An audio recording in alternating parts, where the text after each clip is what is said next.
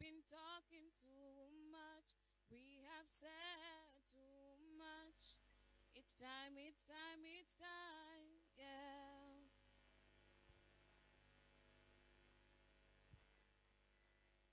It's time we stand up and fight against injustice. It's time we stand up and fight for right, yeah. We've been talking too much. We have said too much. It's time, it's time, it's time, yeah. It's time we stand up and fight against injustice. It's time we stand up and fight for right, yeah. We've been talking too much. We have said too much. It's time, it's time, it's time, yeah.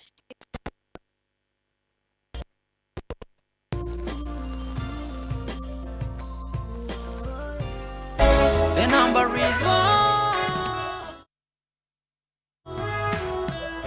The number is one. The number is one.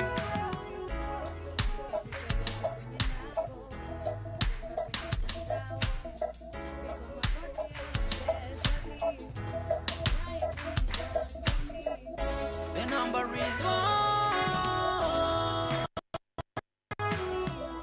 The number is one.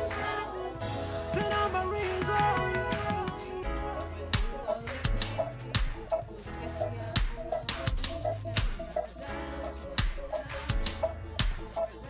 Kama ukawa pale koja,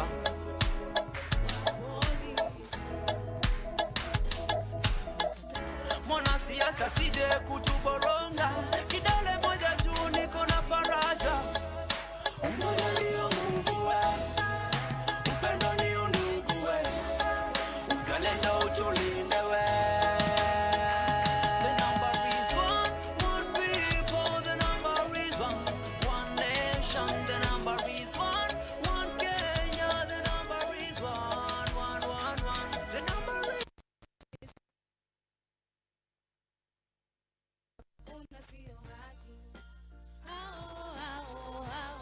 wanajidai hao ndio wenye nchi, waliua ule binti, kesi ya kura uko juzi. Tunakataa,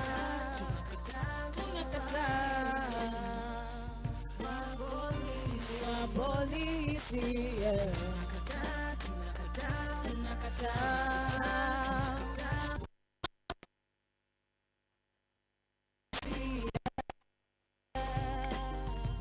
Ndio maana tunataka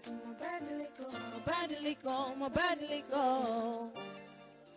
Bring some change right now, yeah, yeah. Ndio maana tunataka mabadiliko, yeah. Bring some change right now, yeah. Wanajidai hao ndio wenye nchi, waliua ule binti, kesi ya kura uko juzi, na tunakataa.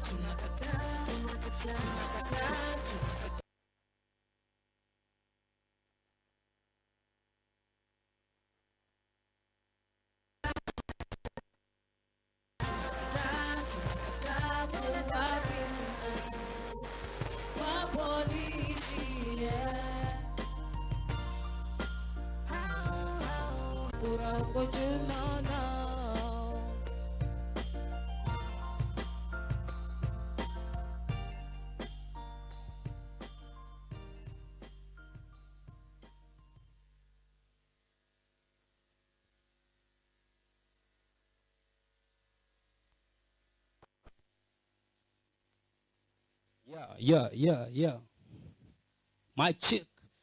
It's Nelmo new song. Out of Mabateni Makotoni Mapipani. Are you ready? Is everybody ready? the number is one. The number is one. The number is one. Naongea kuhusu upendo na umoja. Tujiendelee tukiwa pamoja. Tupiganie amani like a soldier. Kama wahokawa pale koja. The number is one. number is one. The number is one. Atiso naongea kuhusu pendo na umoja, tujiendelee tukiwa pamoja, tupiganie amani like a soldier. Kama wale mahoka wa pale Koja, kabila langu kwako nisiwe hoja, mimi na wewe bado utadunga toja. mwana siasa sije kutuboronga, kidole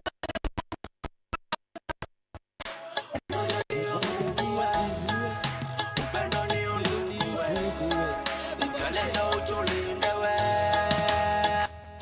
Say the number is Share some love, share some love, share some love. Watch I rule the world. Share some love, share some love, share some love. Watch I rule the world. A lot happening in the world right now. To the east and the west war right now. Refugee crisis all over the world. War into Syria, Somalia. Don't wait for mass distractions. They already giving instructions. Only our prison constructions. Look at the children abductions. Kila siku mimi ninalia, hapa kuna kuvumilia. Kila siku muna wa mamia, wana solution na hiyo ni hatia. Can you please share some love, share some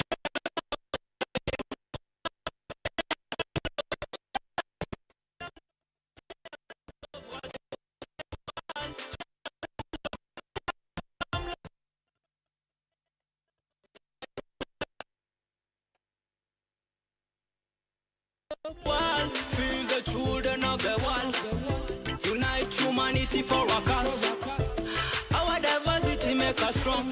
Just make it right when you know you on the wrong. No matter where you come from, whichever color you come from.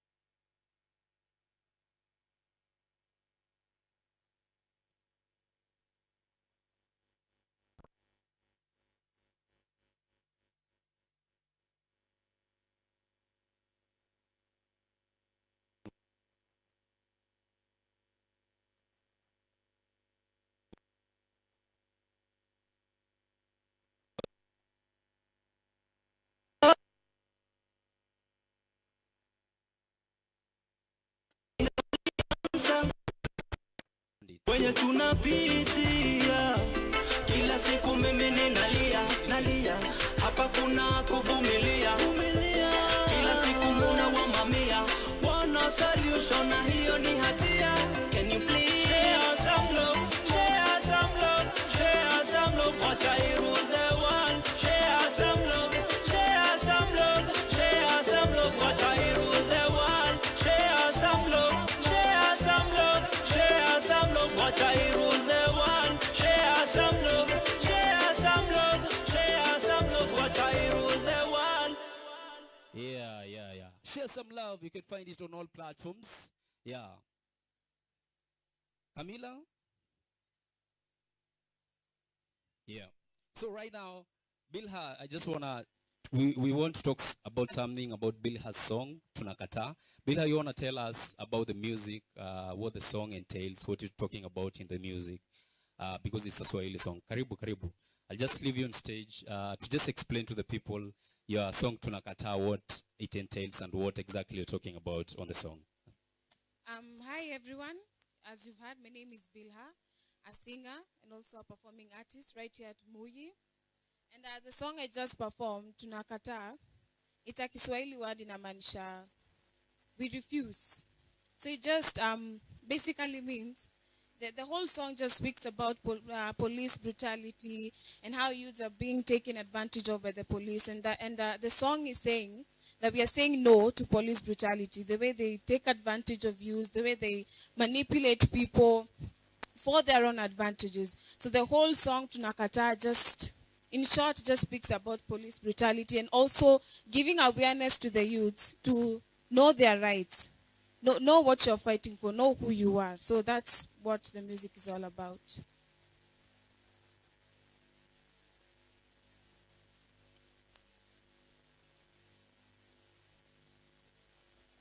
Yeah. We're back again. And right now, just want to say, we're pushing on.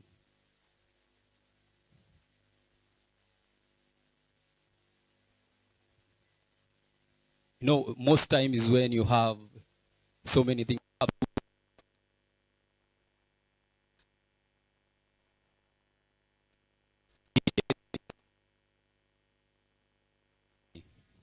My DJ, you ready? So, you ready? Me.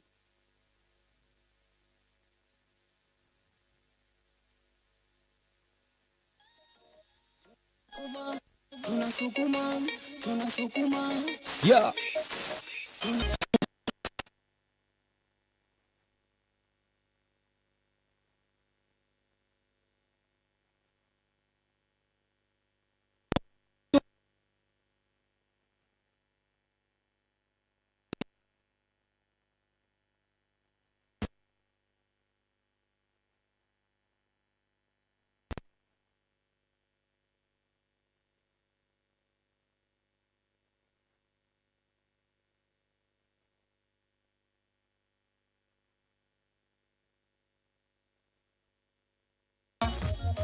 Siku moja katajipa, sukuma.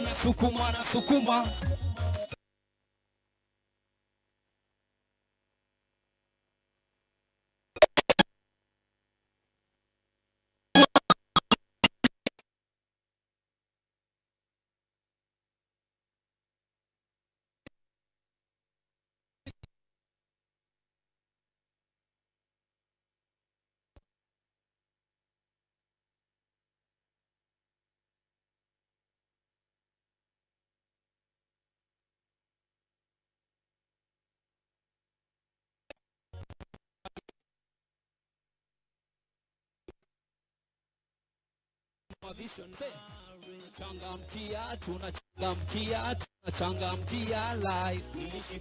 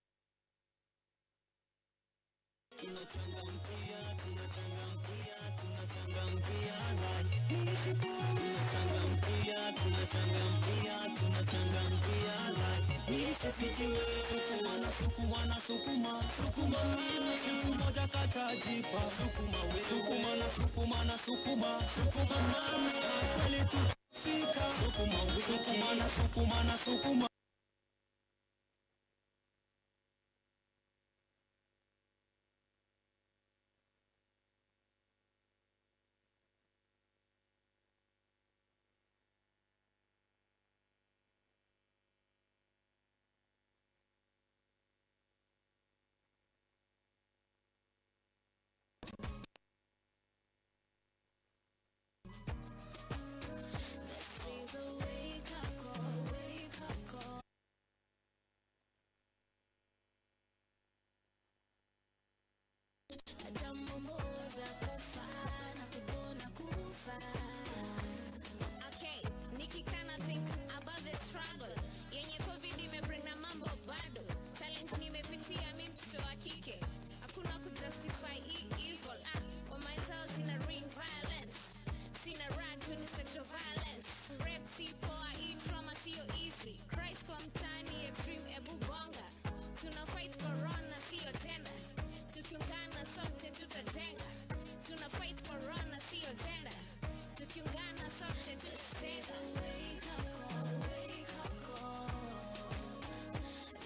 is a wake-up call. Kwa pamoja.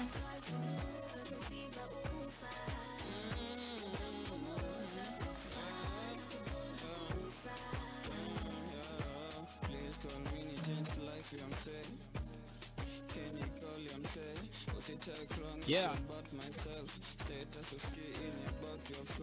Okay. MuYI dancers.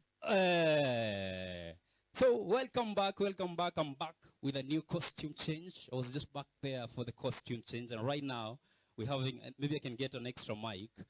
We're having MuYI dancers on stage. Yeah. So right now we are in Nairobi at a place called Mukuru. And this is MuYI Hub. So MuYI Hub is one of the spaces, open spaces, public spaces for young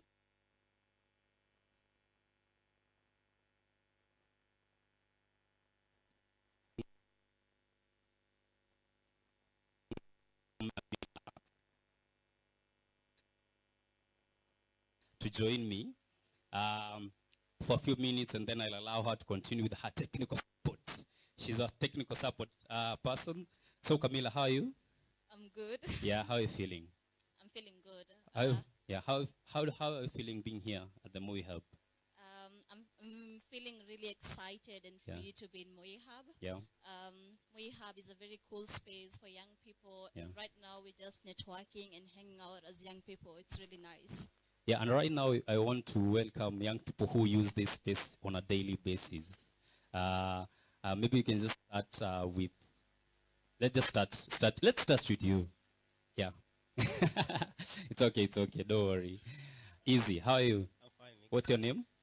Elvis Leshan. Make sure that you can just hear you. Okay, my name is Elvis Leshan. Yeah? Yeah, I'm a dancer here. Yeah. I'm also a student. Yeah. Yeah, that's it. So how do you feel about being at the MuYI Hub, and what does MuYI Hub mean to you?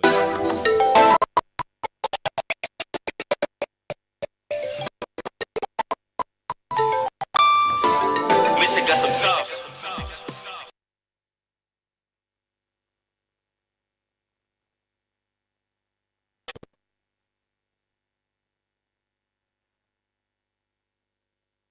Means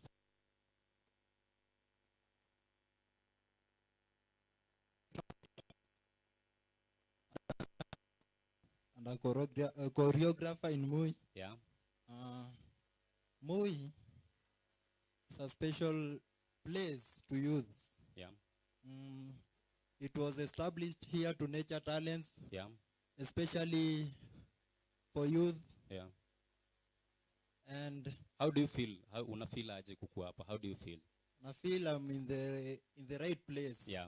Because it has great job opportunities, because sometimes Yeah. when we perform we get paid.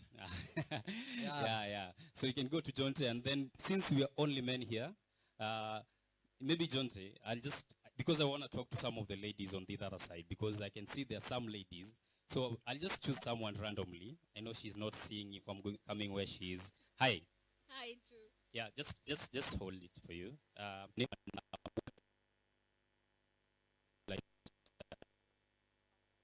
So that they can hear you. Okay. And MuYI means a lot to men.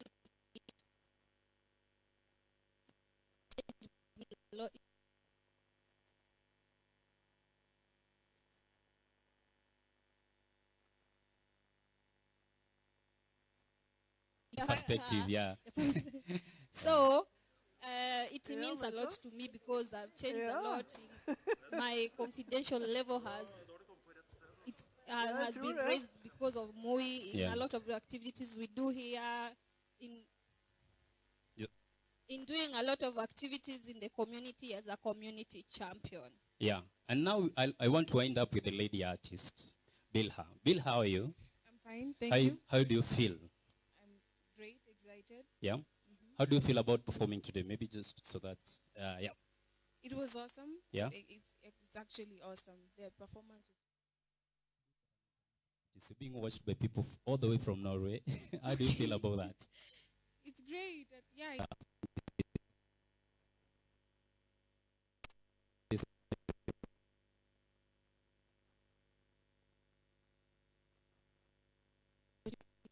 perform, to sing. It's really exciting. And also, being at MuYI, like, it has been a lot of process. It hasn't been easy, but it has been great. And then also as an artist, it has opened me to so many opportunities, and it has made me realize that there's so much drama going on, but we need people to, like, to bring it out, to say it out. So yeah, MuYI has been a great space for me, where I can also meet other artists, sing with other artists, and also share ideas, explore minds. Yeah, great, great. Right now, I know our time is done. So right now, this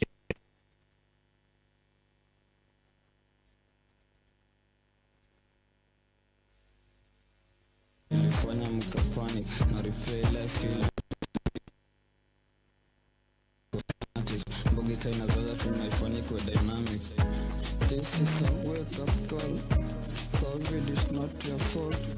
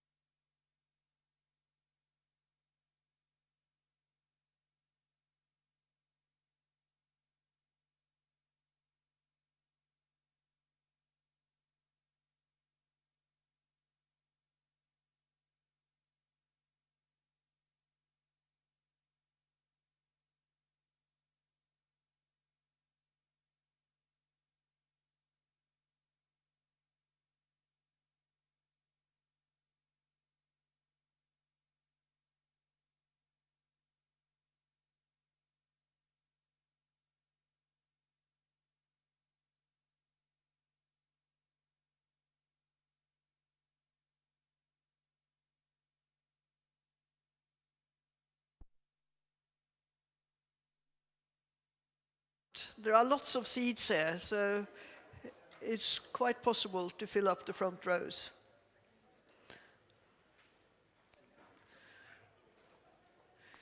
We will now start the session on public spaces for everybody. Erik, nå starter vi.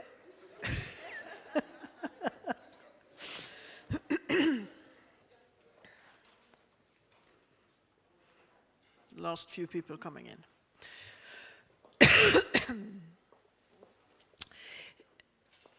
Welcome to the Oslo Architectural Triennale on Neighbourhoods. Welcome to today's event titled Public Space for Everybody.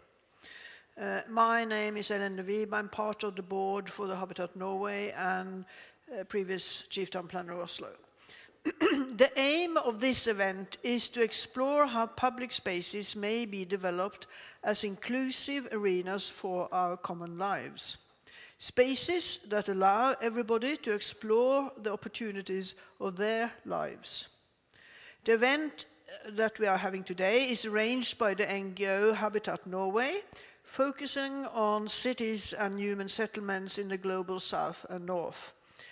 In cooperation with the Triennale, the District Borough of Old Oslo and the United Nations Human Settlements Programme. Public spaces are one of the last arenas we as individuals are free to access independent of age, gender, ethnicity, and socioeconomic status. They are arenas for exchange of ideas, knowledge, goods, and social life.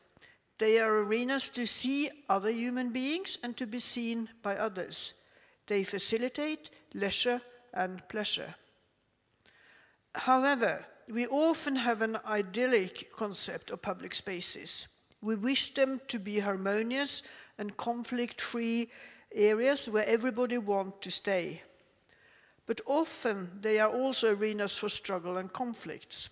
Even at Tøyen, incidents threatening the well-being of individuals appear. We will today not focus on extreme incidents.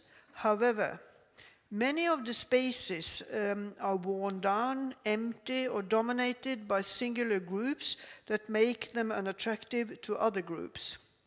And spaces that are not inviting to women are often the only spaces that are left to even more vulnerable groups to use. We are dealing with two interrelated but also contradictory concepts, that of security and that of safety. We in Habitat Norway think that the distinction between them is important as they favor very different strategic approaches for making public spaces livable. Sometimes these strategies may be combined, but not always.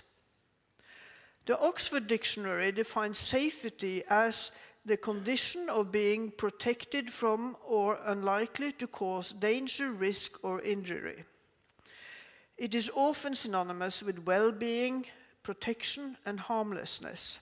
Safety may, as illustrated by the architect Vanyo Kekato in her TED Talk, be defined objectively by physical data.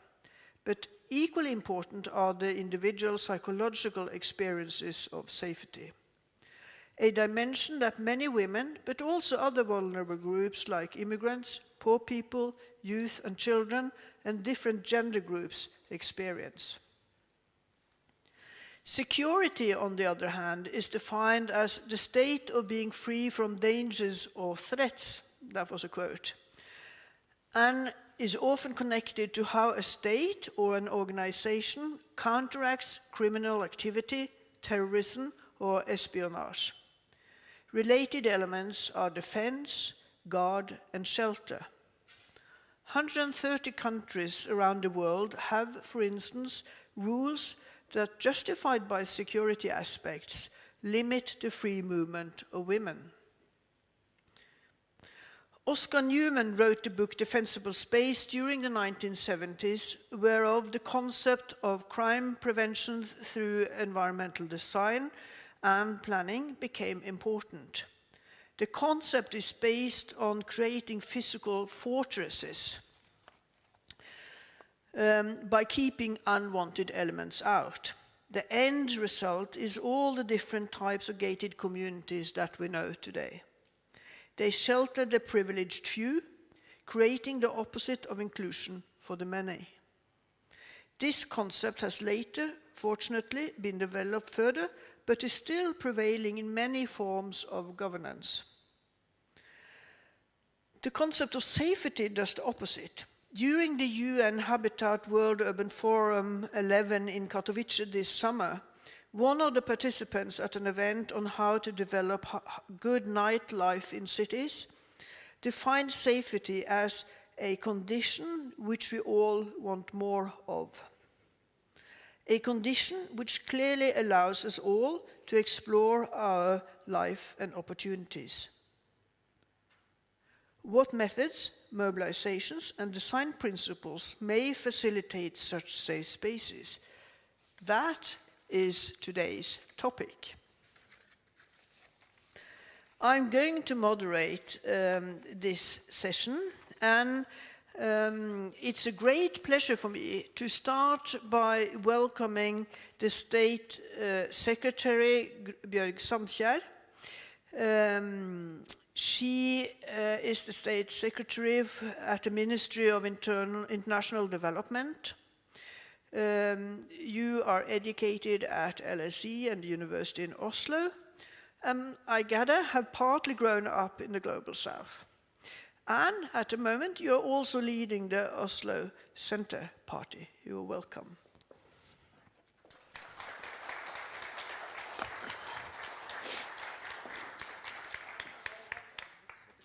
Oh, yes, sorry. I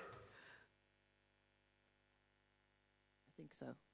Is it on? Yeah. Okay, excellent. Thank you very much, Ellen, and thanks for inviting me to this exciting event and bringing me here. So I had a chance to look around a bit and what you're doing here, focusing on how we create good neighborhoods, good local communities, good public spaces, is also at the core of some of my political engagement. A lot of people think when they hear the Center Party, they think rural areas. But good communities, good local communities, good spaces for all of us to live our lives are maybe even more important as we develop cities. And I think that's why I think it's wonderful that you brought us together and brought together perspectives from all over the world. And it was great to see some of the images from Kenya, I think, earlier before we started the discussion. So from the local to the global.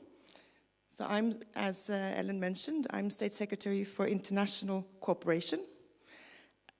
And there is a clear link, I think, between what we as the government of Norway try to achieve and how that's relevant to the topic of today's conference. We see more and more people migrate to big cities as climate change and the climate crisis is unfolding, threatening livelihoods. The climate crisis affects everybody, yet hardest hit, as always, are the poorest and most vulnerable groups among us. With urbanization on the rise, it's important for us to figure out and think about and discuss how to make sure that our cities, urban areas, public spaces around the world are safe as well as sustainable for everyone. So how do we go about doing this? I'll talk a little bit about what we do within our International Development Corporation. Number one, obviously, we need to step up our efforts in tackling the climate crisis.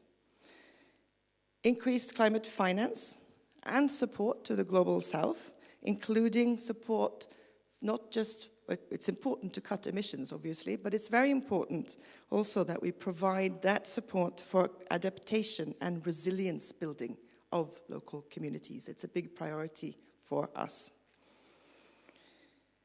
This includes early warning systems, climate services, nature-based solutions. Big discussion now coming up in relation to the big climate-related events, the COP27, some of you may be aware of in November, and other discussions on biodiversity. We need to look at nature-based solutions, climate-resilient food production. Those are some of the priorities that we have in this area. And obviously, even here in Oslo, I spent the 2 years before I became State Secretary in the Oslo City Council. And urban development was one, and particularly participation, public participation in placemaking and urban development was one of my big priorities. And obviously one thing we see here in Oslo is the climate crisis is affecting the way that we need to do our urban planning also here. with more extreme weather events. We need to figure out, for example, how to handle, oh my goodness, what is overvann in English? Surface water. Surplus surface water. And obviously this is an even bigger problem in cities with, let's say, less developed infrastructure than here we have in Oslo. So there are lots of challenges that are in common and that we need to, as Norway, need to provide support to address. To do that, we collaborate closely with development finance institutions and the United Nations as very important partners to help create more robust cities. And we do share the objectives of Habitat Norway to build resilient and healthy societies. This can only be achieved if all stakeholders are involved in developing and implementing plans and action.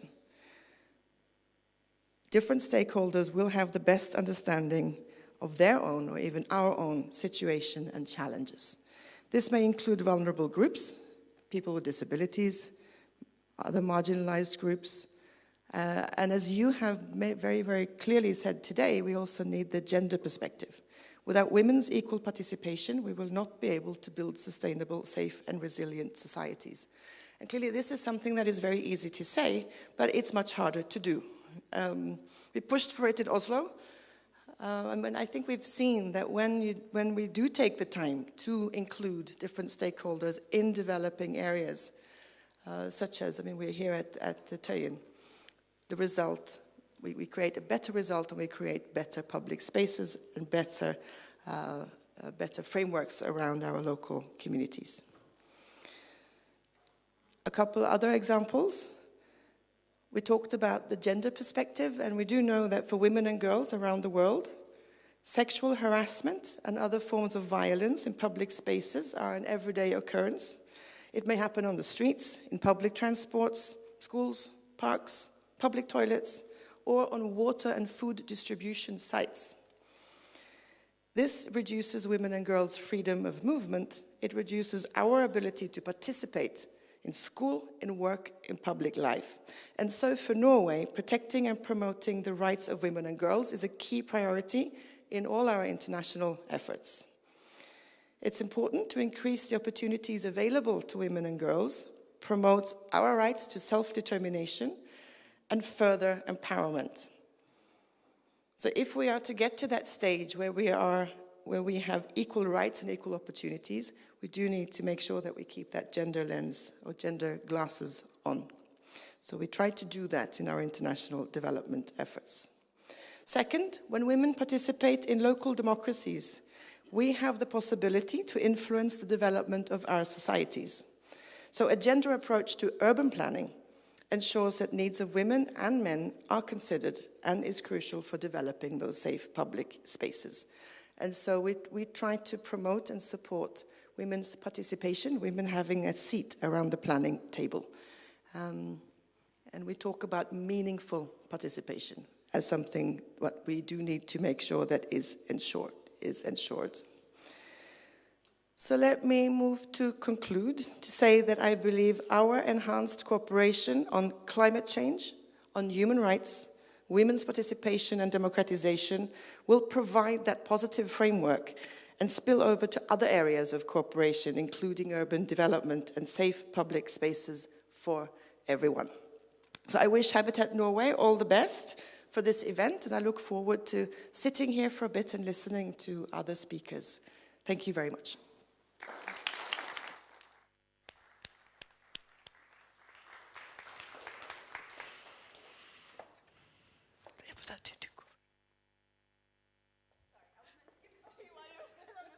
Oh, sorry.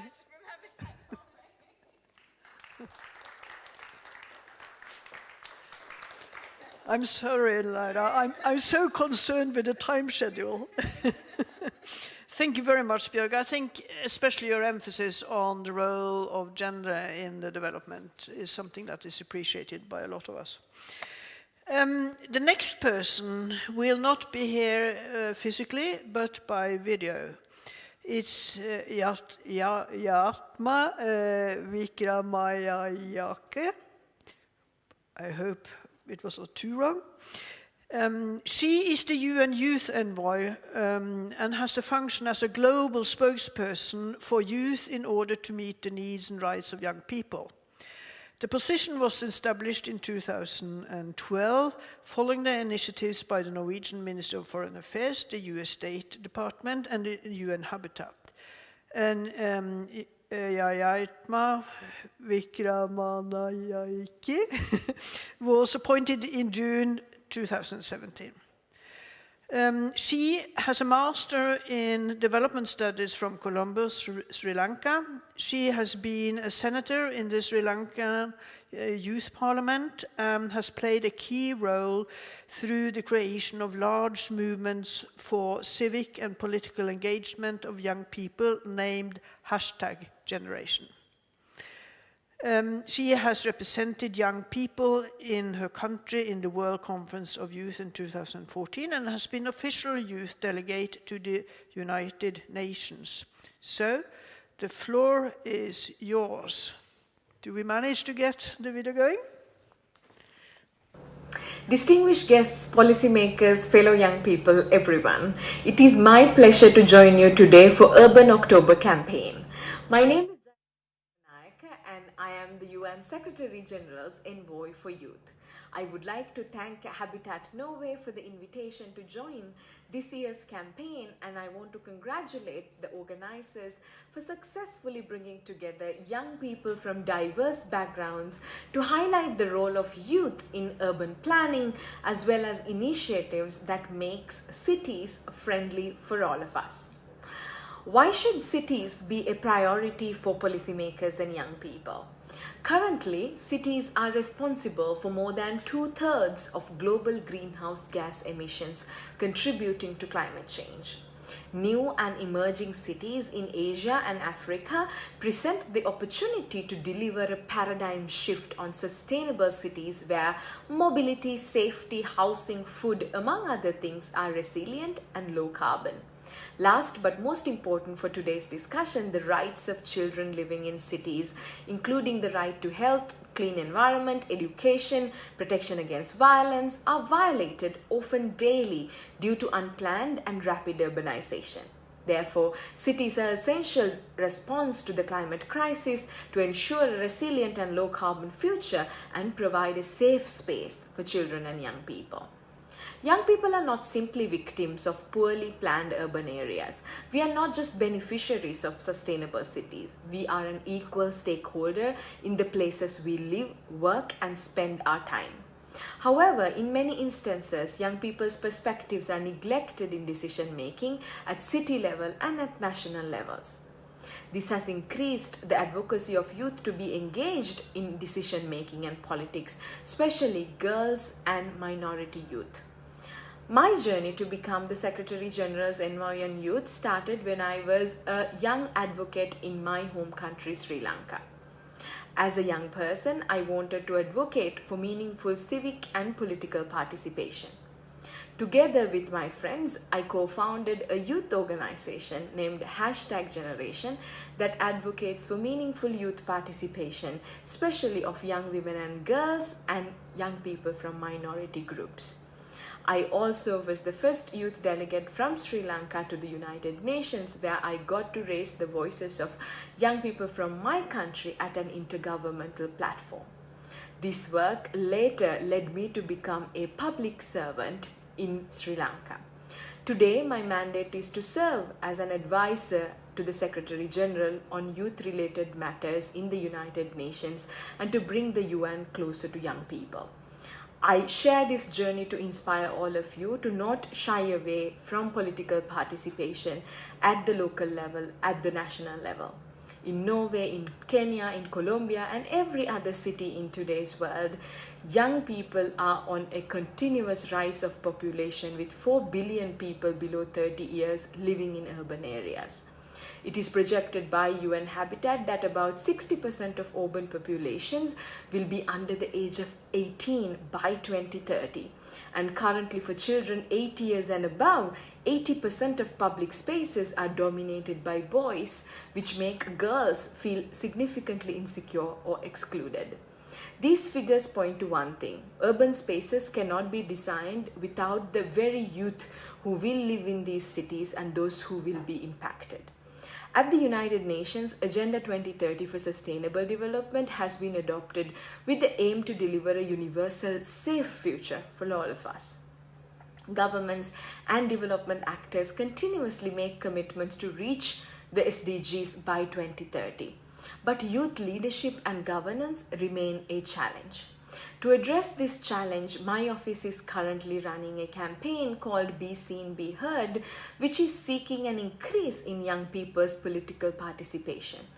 I urge governments to open spaces to foster youth inclusion and young people's awareness in politics and policy-making processes and in urban governance. To harness the potential of youth aspirations for urban spaces, it's important to consult and link young people's objectives to broader city objectives and planning to seek alignment. An institutional mechanism for youth engagement like the Norwegian Youth Council is essential to ensure young people's ownership, transparency and accountability to facilitate their meaningful engagement in policy formulation, implementation and monitoring and evaluation. I believe that with a joint effort between decision makers and youth, we can make cities safer and healthier for all of us. Our lives depend on it, so we cannot fail. I thank you and wish you a fruitful event.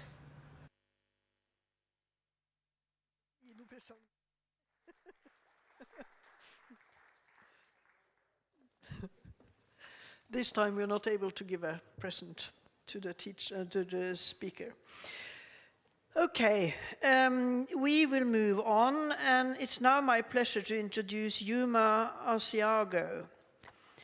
He is the global coordinator of the Safer Cities Programme of the UN Habitat, a program with nearly 30 years of normative and operational work in municipalities across the globe.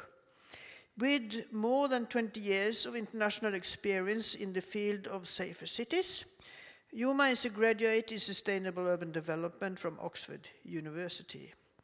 This will also be by video, so let's listen to him. With over half of the world's population living in urban areas, cities are the places where the effects of globalization, also those related to unsafety, fear of crime, and changes in crime occurrence appear in the clearest way.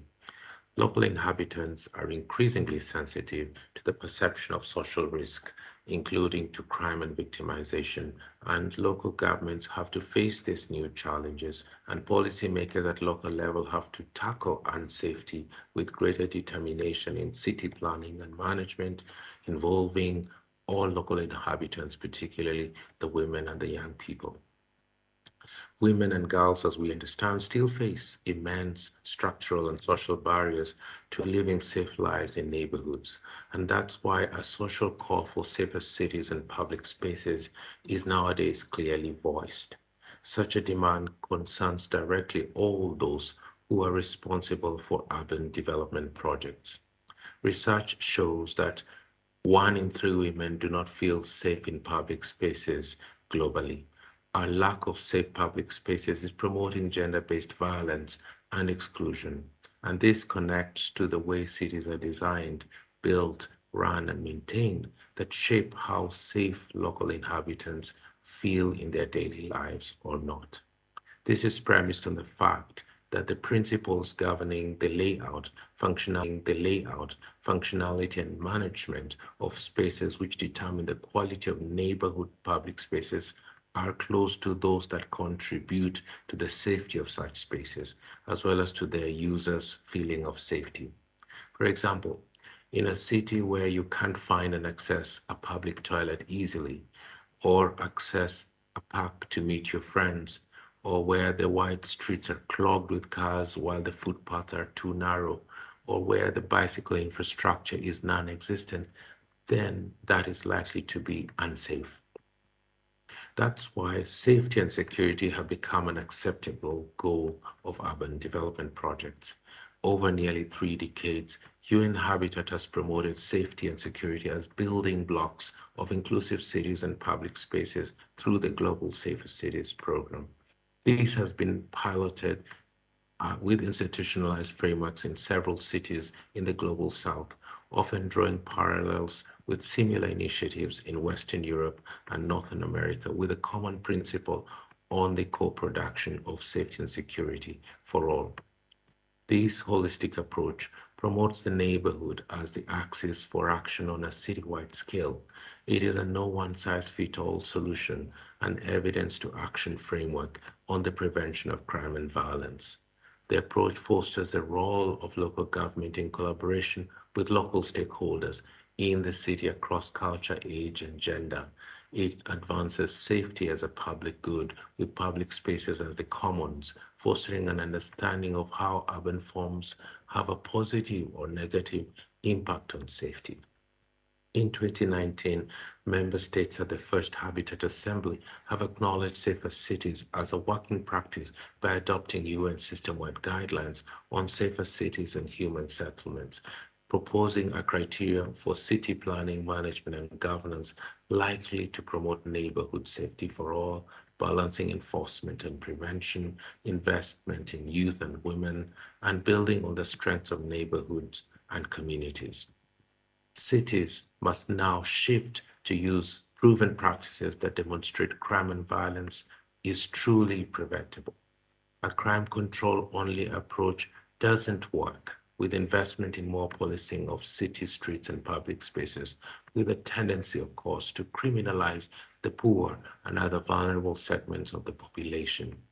Similarly, conventional urban planning and design also doesn't work, as it has led to the privatization of safety and the segregation of cities and neighborhoods, driving an architecture of fear with resultant gated neighborhood models for the haves and, on the other hand, vigilante neighborhoods for the have-nots. This 20th century urban development model is certainly not sustainable and only serves to advance cities as bad outcomes of development in the face of crime and violence, instead of cities as a source of development. Using UN Habitat's approach, cities are proving that citywide community-based multidisciplinary crime prevention and urban safety strategies do work in addressing the root causes of unsafety. These strategies have generated a critical mass of evidence on how to plan safe cities and public spaces for all, including the contributions of young people and women, leaving no one and no space behind. These participatory policies and planning perspectives have in many cities helped to increase inclusion and safety, balancing law enforcement with social prevention and taking into account group interests and inclusion of vulnerable groups. In Nairobi, for instance, the county safety policy has led to youth-led formations such as the Ghetto Classics in the Korogocho slums that uses classical music to transform young people and to reclaim public space away from crime-infested dumping site land. In Rio de Janeiro, these policies have enabled the Afro-reggae, hip-hop and graffiti artists in the favelas of Rio de Janeiro, Brazil, to use public space to build trust and change youth relations with the police. In Medellin, Colombia, these policies have led to the use of libraries as safe public spaces in the barrios in Comunas Tres, equipping young people with second chance opportunities for literacy away from gang culture. Notwithstanding, in San Salvador, the Mexicana municipal safety policy has led the municipality to enable young youth gangs to appropriate its public spaces using arts in exchange of guns, thereby reclaiming public spaces as gun-free zones. All these municipal examples succeeded because they included young people in their planning of the city as resources to be developed, not problems to be managed, enhancing creativity and innovation in the development of public spaces. These policies have approached the city for women. For instance, the use of the Safety Pin app in New Delhi and My Safe City app in Mumbai, India, using mobile technology, have empowered women to map their safety routes on streets and public spaces. informing the implementation of softer, targeted approaches to safer public spaces, empowering women and girls' walkability with the concept that a safer city for women is indeed a safer city for all. Subsequently, UN Habitat is assisting to replicate these working tools across the globe, building safe public spaces, not as fortresses of fear, but as cathedrals of play, of social interaction and exchange, of inclusive economic vitality.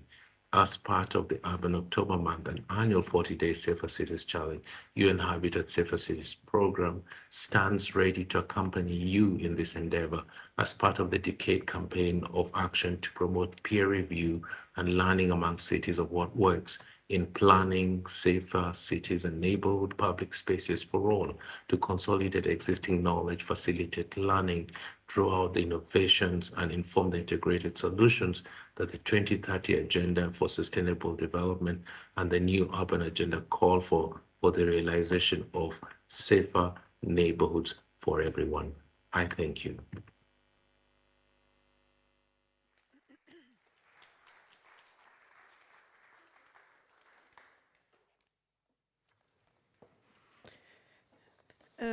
I think it was interesting that Juma mentioned the question of allocating enough areas for human beings and not for cars, for instance. And also these guidelines he mentioned perhaps could be quite interesting to get to know better. Juma also mentioned mobilization of young people in Colombia.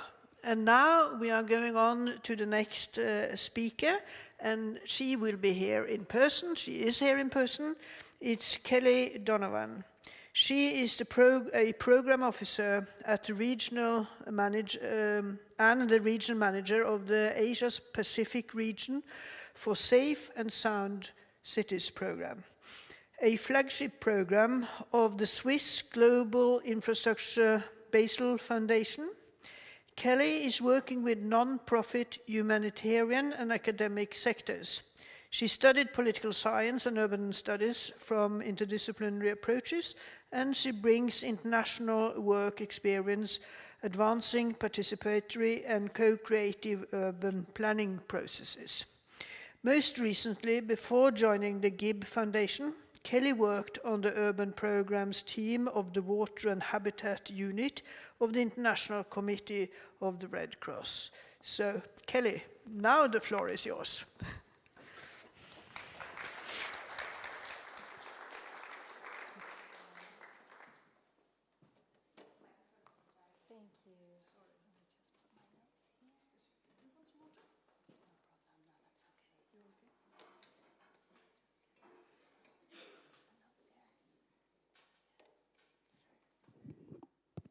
Yes.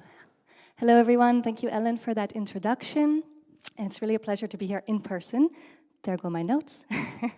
And I'm also so excited that so many young people from around the world are joining us today, and so many youth voices are being represented with us. As Ellen mentioned, I'm from the Global Infrastructure Basel Foundation. We are a Swiss non-profit organization in Basel. We are active since 2008, and we work to advance the transition to sustainable and resilient infrastructure. We do this through different programs and initiatives, but the program I'm presenting today, Safe and Sound Cities Programme, is one of our flagship programs. Yes, so here's our stakeholder map for the Safe and Sound Cities Programme. Global Infrastructure Basel Foundation is the intermediary managing partner. And what that means is that we are the recipient of a grant provided by Fondation Botnar, that is another Swiss organization. They are a philanthropic organization, so the funds right now for this program are philanthropic, and Fondation Botnar is a leading organization when it comes to youth programming and youth engagement. In my organization, as the intermediary partner, we do not do the actual local implementation. Rather, we partner with local organizations. You can see in the top right corner. These are civil society organizations that have extensive experience in the area of youth engagement capacity building, and they are really driving the implementation on the ground. So the S2 Cities program aims to improve young people's safety and well-being in urban environments. We are targeting young people aged 15 to 24. We work in secondary cities in low and middle income countries in the global south. And our key stakeholders are, of course, young people, cities, local governments, civil society organizations and institutions, the private sector, and community actors. And overall, the impact that we hope to achieve are that urban environments are safer for young people on a personal, societal, and environmental level. And I'll be getting into that deeper when we look at our theory of change.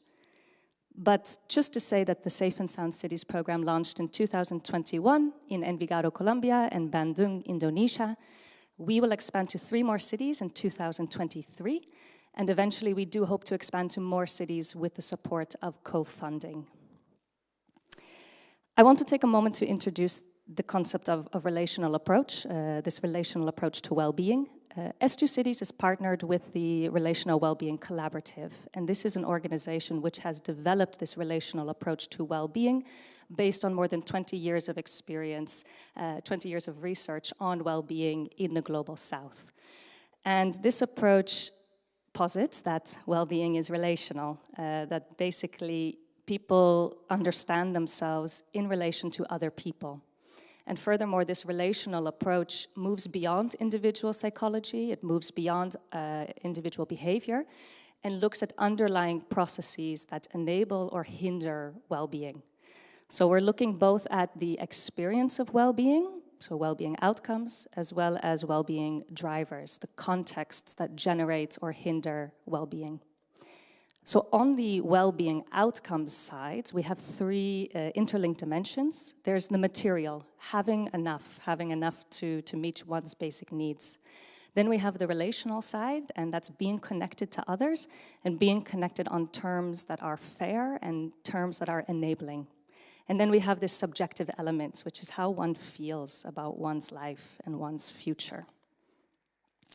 In terms of our drivers, we have the personal driver, and this is really the individual personhood. So one's individual personality, one's individual personal history, the individual inputs that we each bring to a system. Then there are the societal elements, and here we can think about the organization of the economy, social differences and inequalities, social norms and culture. And then we have the environmental driver, and this is the built environment that holds all of us. So here we can think of public spaces, we can think of climate, we can think of the environment, ecology, etc. And we see these drivers as interactive and dynamic. So when we have positive shifts in how these drivers interact, the idea is that there are overall positive movement towards the conditions that enable well-being. So a successful program to us is one that enables a continuous interaction between these relational outcomes and these relational drivers, such that we are advancing positive cultures that enable well-being. So I'm going to show our theory of change, not mine, of course. This was co-developed with stakeholders. It's a large document. It's available free for download from our website. So I do encourage you to go there and take a look, because I cannot go into detail on all of the elements, but I'll try to take us through the general path. We start with actions and activities that are in response to key understandings and assumptions around the initial contexts and preconditions that we are departing from. So we have a set of activities meant to engage urban actors in building understanding of safety predeterminants. And this is in response to current poor understandings of complex interactions between these relational elements which affect safety in urban environments. Then we have a second set of activities geared towards participatory training and bridge building, which is in response to current needs for more of these types of activities, for holistically assessing and addressing urban safety. Then we have a set of activities around an innovation incubator, and this is in response to our recognition of young people having extreme potential, being the experts of their own realities, and trying to create a platform for that potential to take shape and to take form. And then finally, we have a set of activities around building and sharing knowledge to catalyze change. And this is in response to what we see as current gaps in policy, practice, and city planning. I want to take a moment to say that our partners go through all of these sets of activities. So there are 4 activities, and each of our partners implement these activities, but how they do so is reflective of their own experience, the city needs, and the context. So there is no one approach for performing or implementing all of those activities I mentioned. Rather, it's really reflective of whichever partner and whichever city we're working in. So if you want to find out more about our methodologies from the partners, please do visit our websites. And finally, I also want to say on this that these activities are performed multiple times. So in Envigado and Bandung, we finished our first round of these 4 sets of activities, and now our partners are taking the insights and the lessons learned to go into a second round of performing these activities. I want to zoom in quickly on our innovation incubator. It's one of those activities I just mentioned. This also is designed in an iterative approach. There's the initial framing of the innovation incubator, which again depends on the local context, the local society, the key security issues that have been identified through the data analysis, through the stakeholder mapping, through all of that work that preceded arriving at this point. Then there's the ideation, the co-design between young people, private sector, public sector, mentors and experts, a selection of young people's ideas for implementation, and from this implementation, the ideas that lessons learned and insights then feed back into that second innovation round and further innovation rounds as we advance the program. In terms of our outputs, I want to focus specifically on our contribution to preconditions of system change. And this is really grounded in systems change theory. We have mental modes, power dynamics, relationships and connections, policy practice, and resource flows.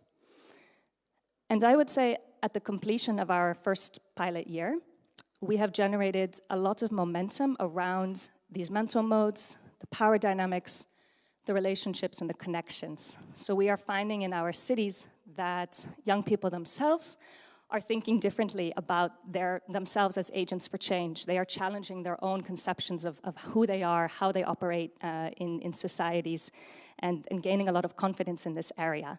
Similarly, through our activities and the interaction between young people and urban actors, we see that stakeholders themselves are changing their mental modes of how they perceive young people. Challenging these ideas that young people are troublemakers, not interested in being agents of change. And these changes in mental modes, in turn, are realigning these relationships and connections with new power dynamics.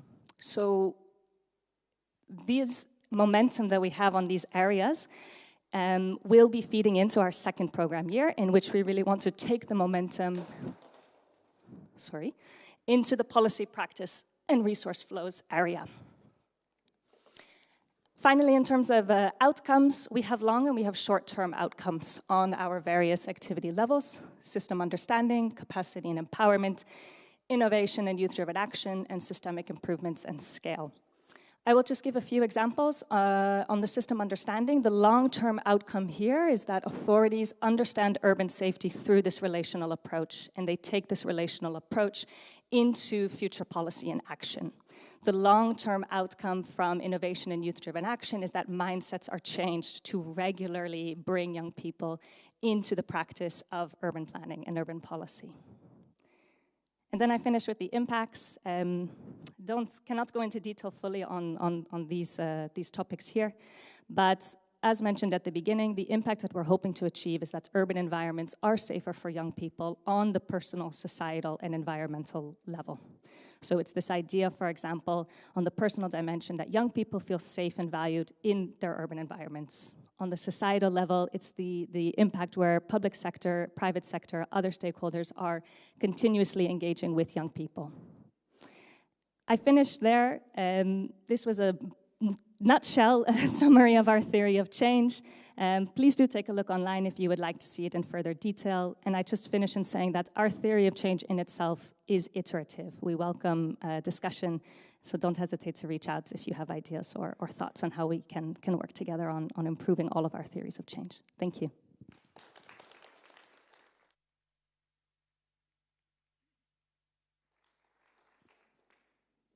Thank you so much, Kelly. Really appreciate your time.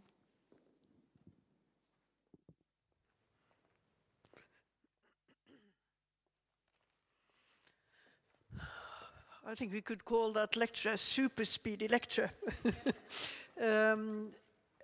What I think is very interesting is this method of working to make these youngsters think differently about themselves and their relations, especially in a country like Colombia. And we will hear more about Envigado later after the break. But now I would like to introduce Ingar Brattbakk. We will move to Norway and where we are today. Ingar is a researcher at Oslo Metropolitan University in Oslo. He is an urban geographer and he's focused on urban social and economic inequalities, segregation and housing, urban neighborhoods and participatory methods for youth and local communities. He is also known for his research on communities and place development through two social cultural analysis of place. So, welcome, Ingar.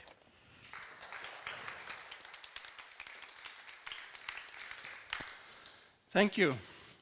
My name is Ingar Brattbakk and I work at Oslo Met. And together with many colleagues for several years, we have been working with participatory methods for developing places and communities and neighborhoods. And we have done several studies also in this area where we are at present, in Tøyen and Grønland. The sociocultural place analysis that Ellen was mentioning. We have done 2 of these for the last 5 years. Through all of this work with different kind of testing and researching on what kind of participatory processes are working, I will try to kind of sum up some of our experiences, which also is presented in this book, which is edited by 2 of my colleagues, Einar Landsverk Hagen and Bengt Andersen. And before we go very much into that, I would just say that very, very often when we talk about participation for young people, we talk about invited participation, that we invite them to come and participate. But I think it's important also to talk about youth engagement, and that it finds very many different ways. And we have also kind of tried to look at the big picture of how youths are engaging and what are mobilizing them. And youth are, at least in many countries now, also taking part in the representative democratic processes. When you're 18, you can vote. There are different kind of youth councils, for example, in Norway. So, and you can be part of the youth political parties. So that's one way that the youth engagement is coming up. And then we have this invited participation, which is the one that I mentioned that we talk mostly of. And these forms of participation, they, of course, they vary in scope and how narrow they are. But mostly they are very specific things that we kind of address through these participation processes. And then we have also, of course, uninvited participation, activism and different forms of mobilization. We have civil disobedience, protest, demonstrate, lobbyism, public debate and youth organizations. So it's a wide range of different ways of youth engagement. And I think that research also has shown that these different forms, it's often the same youths who are engaged in also these different forms. But there are different ways into being engaged. You can start, for example, by activism and end up more in the democratic ordinary system. Or you can also go the other way if you are not satisfied with the results when you engage in the ordinary democratic system. So I think this is important as a background when we talk about youth participation. Okay. Then some experiences or some learning points that we have done through our research. The first one I would say is that we need to balance this role that youth have. It's very important to recognize the worth and the knowledge, insights and the ideas of youth. And that we really mean that we want these insights and that we believe that they are kind of real insights. I think a lot of my learning points here are very similar to the former speaker of the theory of change, because youths are experts in their own lives and their own communities. And I think that's very important to acknowledge. And then I think also we need to remember that it's kind of complicated to be part of a participation process. You have to learn something about society, how the planning system works, different fields of professional fields. So you also need to have a learning aspect of this, and the balance between those two, that you both recognize youth as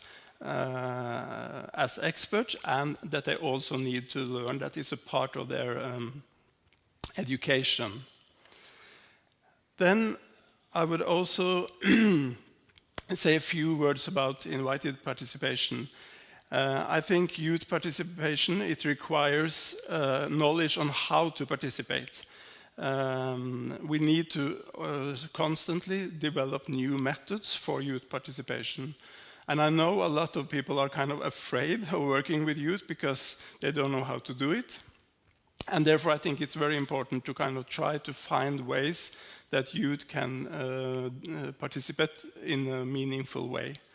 And that we also learn these tools so it's possible to do this in a good way. But on the other hand, I think it's also very important that we need to handle the inputs from the youth. And that's also a need for a systemic change, because the people who will kind of receive the results from the youth participation, they need to know how they will use it, how they will handle it. And that's not always easy, because it's kind of the language of the planners and the language of the youth. We need kind of a translation of this input, so it gives meaning. Then I would like to say a few words more about how, when we work with youths in this invited participatory processes, some lessons that we have learned. Building trust and relations is very important. I would say it's key. And to do that, we need to use a lot of time. This is not a quick fix to just go in and talk with some youths and go back. You need to build trust and relations, and you need to have a safe space to do this. And that means that you often have to go through people who know them from before and meet them in the arenas that they already are safe in. Then you have the point about equal level, that you are actually sharing power, and that the youth also are defining what you are doing and which questions you will ask. Then you have having fun together, food and activities that will be kind of interesting for them to come. And of course the participation has to be real. It has to be that something comes out of it that is taken further on, and it's taken seriously. And we also learned that when we work with youth, we always have to improvise, because we make a lot of plans, but it never goes exactly the way we planned. And then we have to kind of, together with the youth, try to find out how to do it. And I think it's also important when you work with young people, especially over a longer period, they also need compensation. It's kind of a work for them to spend so much time in giving their opinions and working with these things.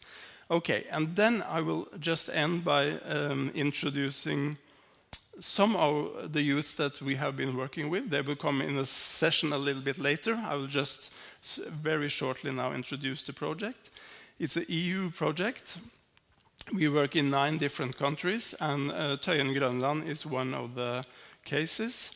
And we work with kind of to identify drivers for social inclusion of youth. And there we train young people as co-researchers in this project, and you will meet a few of them later on. Thank you.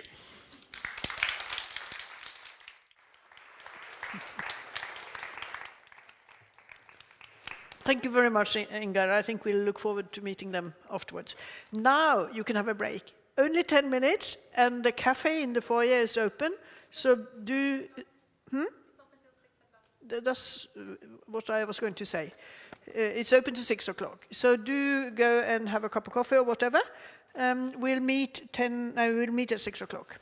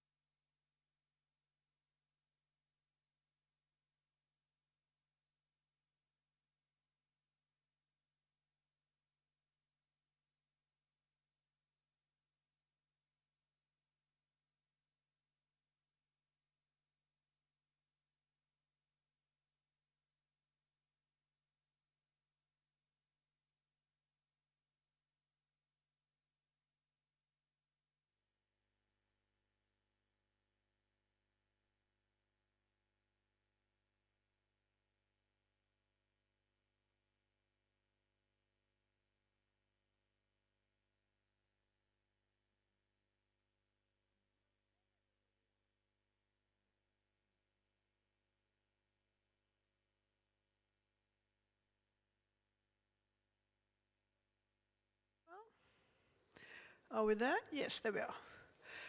Thank you, everybody. It's good to see that most of you are still here.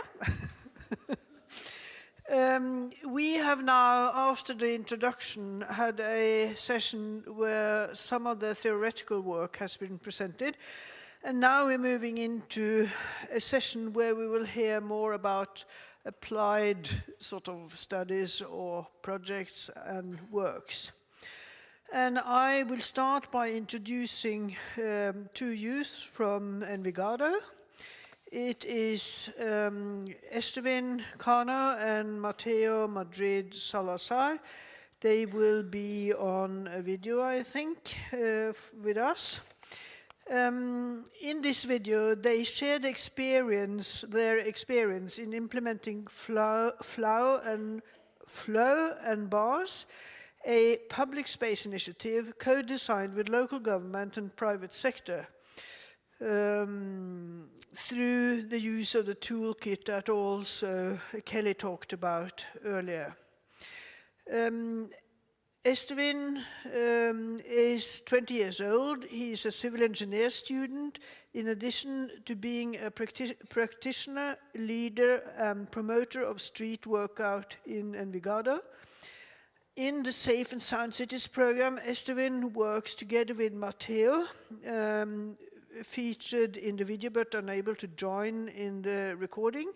Mateo is a sport coach and multimedia producer, in addition to being a parkour practitioner and leader of the parkour community. And here is the story of how they have been building safety through the practice of parkour and street workout in their own neighborhood. This will be exciting.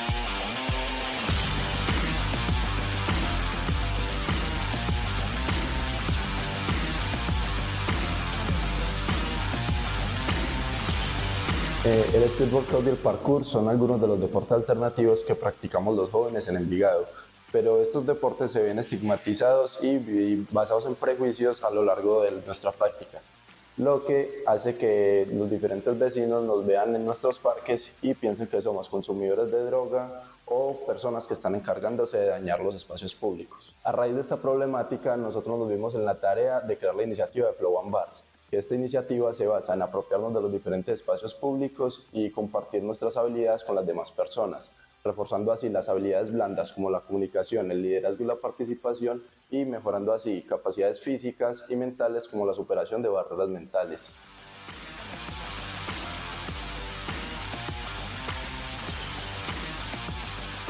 Esta iniciativa presenta un mayor impacto en los jóvenes, ya que estos son los que pueden presentar mayor interés y además de esto cuentan con el tiempo para también realizar las prácticas.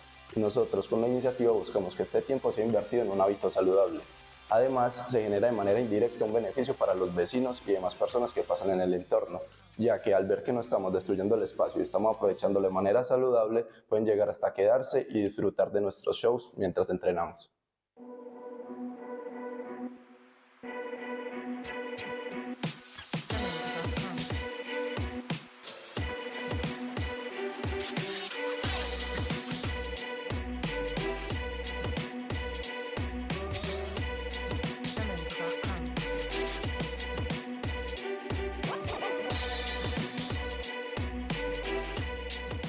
Cuando nos encontramos con el proyecto de Esto City, logramos fortalecer tanto nuestra iniciativa como nuestra capacidad de liderazgo, llegando a un punto en el que la iniciativa ya estaba a margen de ser sostenible, además de tener unas proyecciones a futuro mejores para el desarrollo de la misma y logrando así una mayor visibilidad para nuestros deportes.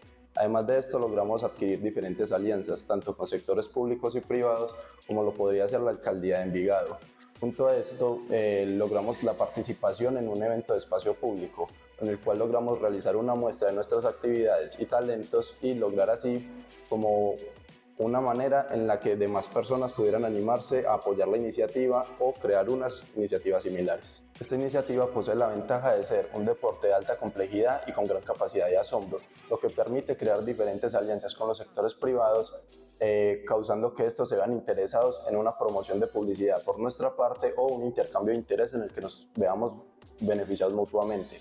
Además, posibilita alianzas con el sector público, presentando una nueva alternativa para los jóvenes que inviertan el tiempo en hábitos saludables y aprovechando así los diferentes espacios públicos que nosotros tenemos la capacidad de manejar para practicar el deporte. Gracias al apoyo financiero de Stu-City, al conocimiento de la gente de Envigado y a la gran capacidad de liderazgo y gestión del compañero y mía, logramos desarrollar así el proyecto con total éxito y presentar así una mayor interacción positiva en los diferentes espacios públicos en los que realizamos nuestra práctica. Y creamos así una gran oportunidad para los jóvenes en las cuales ellos aprovecharon para inscribirse en los diferentes clubes de Envigado de los cuales hacen parte de estas prácticas, teniendo como resultado la creación de diferentes semilleros, tanto de street workout como de parkour, lo cual nos permitió ingresar a diferentes instituciones, siendo un total de 11, las cuales cuentan con mínimo 500 estudiantes, teniendo un alcance global de 5.500 jóvenes. Además de dar una gran visibilidad a esta iniciativa por alianzas con diferentes corporaciones como lo son EBG Extremo y el INDER Envigado, entre otras alianzas estratégicas. ¿Cuál fue el mayor aprendizaje que tuviste en el proyecto Stu-City? Aprendí que de pequeñas ideas pueden surgir grandes proyectos, siempre y cuando contemos con las ganas y la dedicación para hacerlos posibles. ¿Qué es lo que más te impactó del proyecto de Stu-City a ti y a tu liderazgo? Lo que más me impactó en el proyecto, la verdad, fue el conocer una gran cantidad de jóvenes que poseyeran la misma capacidad de liderazgo y las mismas ganas de generar un cambio positivo en Envigado. Después de Stu-City, ¿cómo cambió tu relación con el gobierno local? Mi relación con el gobierno local pasó de no ser ninguna a tener una gran relación. Esto gracias que al presentarles un proyecto que estaba basado en la mejora de Envigado por y para los jóvenes, mostraron un gran apoyo, además de brindarnos su ayuda tanto para este proyecto como para futuras versiones. ¿Crees que proyectos como este permiten que los jóvenes tengan mayor voz frente a los gobiernos locales? Sí, yo creo que gracias a estos diferentes proyectos los jóvenes pueden ser más escuchados, ya que al mostrar estas diferentes iniciativas con un gran alcance y un beneficio para Envigado, permite que las entidades gubernamentales muestren interés por diferentes iniciativas que puedan generar lo mismo. Después del proceso, ¿lograste expandir tu apropiación del espacio público? Sí, totalmente, ya que tras desarrollar nuestra iniciativa logramos hacer parte de diferentes espacios públicos a los cuales no teníamos acceso en un principio, además de contar con diferentes invitaciones a eventos relacionados con la apropiación del espacio, lo cual potenció nuestra disciplina y ayuda a que los jóvenes tengan nuevas alternativas para desarrollar en sus deportes.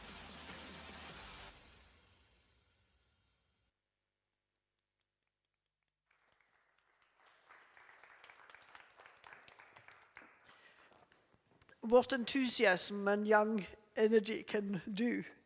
I even saw a girl in that group. That was very good.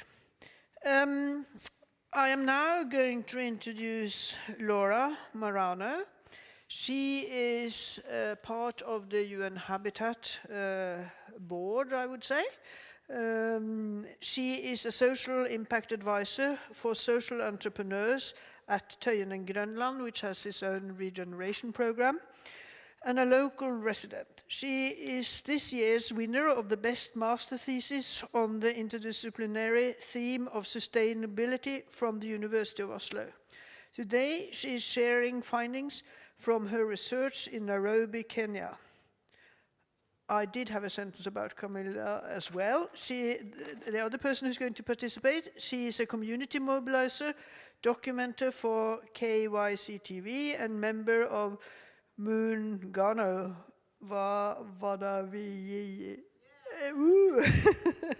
Today, they have the perspective of youth involved in community organizing and data collection in Nairobi. The floor is yours.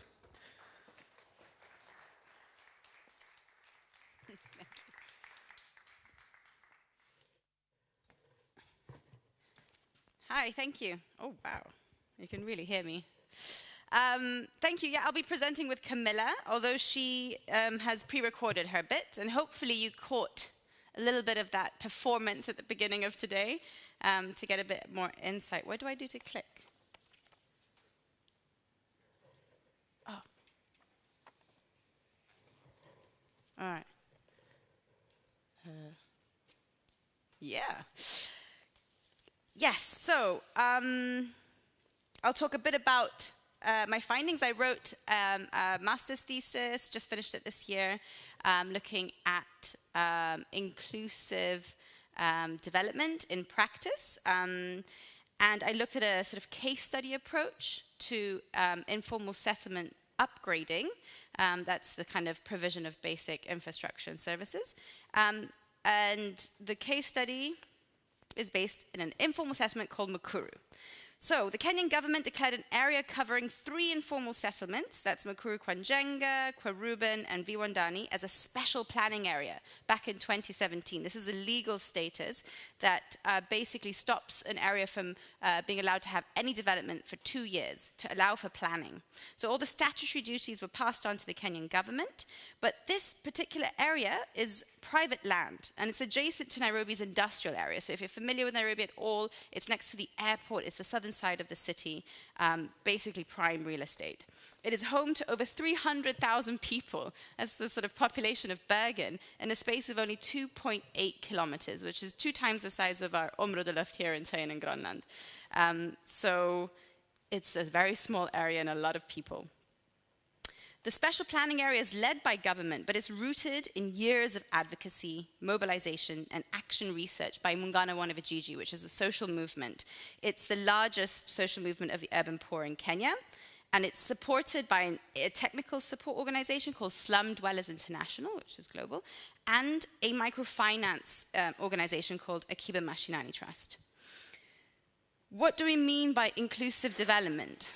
Like most terms used in the current UN Agenda 2030, they're not very well defined. So this is the definition I used when sort of looking into the role of the social movement in leading a co-production process of planning. What's really impressive is the period that led up to actually the social planning area being declared in the first place. Sort of co-productive research managed to raise awareness about the poverty penalty in this area, the size of the informal economy within an area that was previously not even acknowledged, and the legal opportunities for land tenure reform. Especially the approach that was used that's very kind of interesting, and why this case study is so relevant, is that it implemented in situ upgrading, which means that they tried to upgrade the area with minimal displacement. So without 300,000 people not losing shelter or their home. The winning argument for this case study was the financial feasibility. It wasn't a moral claim of the right to the city or the human rights of the people living there. It was the financial arguments. But I'll let Kamila talk about the actual what happened. She is a community organizer that was involved in mapping and counting and actually putting a house number on every household in Mukuru. Hopefully it works. Come on, technology. My name is Kamila Gojobe, a member of Muungano wa Vijiji from Mukuru.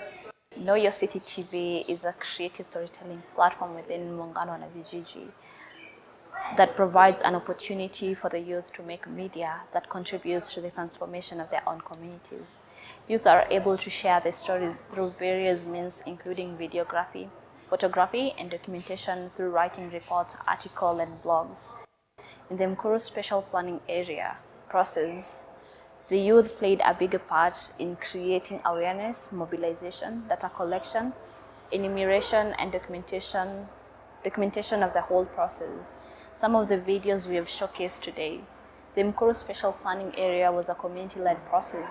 The community actively participated in the process by taking lead in the various processes such as planning, mobilizing, organizing, and sensitization. The community formed a baraza made of resident representatives that made sure residents of Mukuru were in each SPA consortium. In the consortium, they discussed the challenges and possible solutions. Once a resident represented their respective village in one of the consortiums, they were tasked to share feedback on the consortium engagements with the rest of the residents, including decisions that have been made at meetings. This gave an opportunity to a large number of community residents to participate in the process. Most of the challenges discussed within the consortium were lack of drainage system, sanitation, access road, and challenges in the health sector. There are no public spaces in Mukuru such as parks. We have a few public spaces, one of which is an open ground that is used by everyone. It's used as a football pitch by the school as a playground, and it's a hangout space. The lack of these public spaces has influenced organizations and youth to create their own spaces.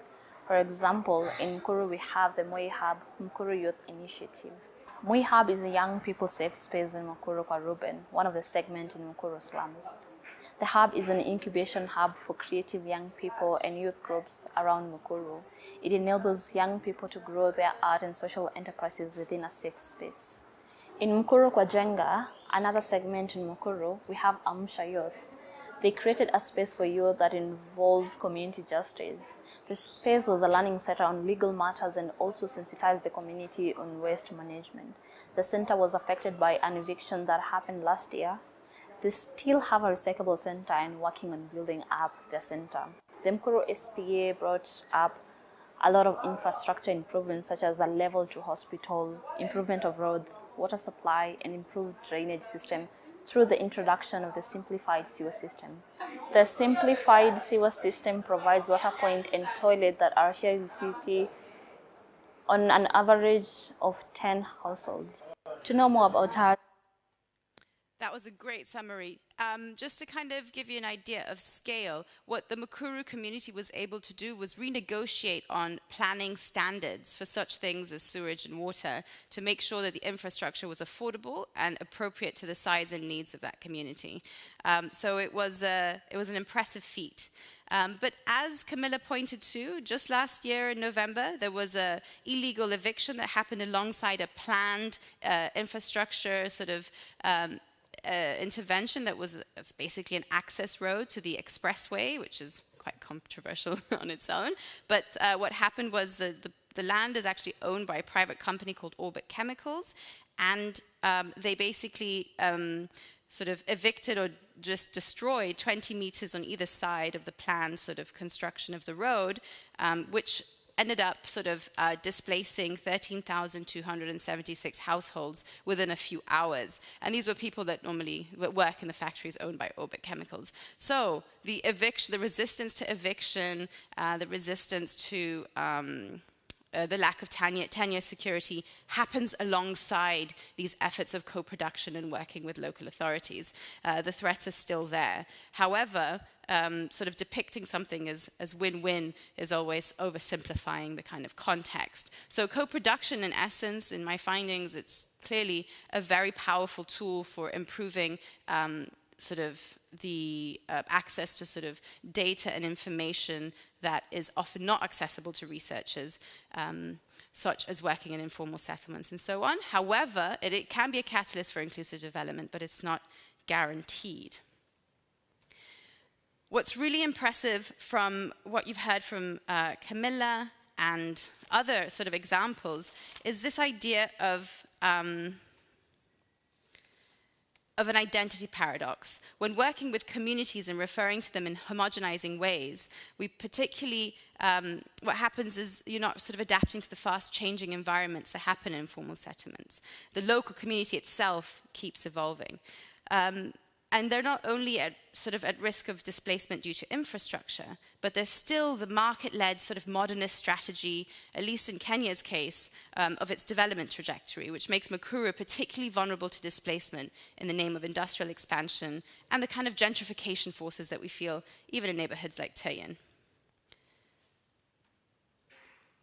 So what's really important, though, instead of just focusing on sort of co-production, in the way it's implemented and so on, it's really important to think about understanding what affects change and the challenge that political and power structures play in urban settings. So a really important factor is the key role of individuals as facilitators and agents of change. Innovations and solutions to very complex societal problems are dependent on the capacity of experts to show patience, flexibility, negotiate, self-reflect, and demonstrate humility to change, practice sort of active listening and have the willingness to challenge their positionality and status. as we saw from some of the best practice of working with young people from Oslo Met. So, just to conclude, this resonates very much with Simone's concept of people as infrastructure, which extends the conventional definition of infrastructure to include the collaborative economic activities among residents who appear to be marginalized. So, what Simone argues is that in African cities, they're characterized by flexible and provisional intersections of residents that engage across spatial, residential, and economic positions. People are infrastructure, because each collaboration experience extends and opens up a willingness to interact in other ways. So the agency is on individuals and their ability to change behaviors and develop new solutions. Thank you very much. I didn't make...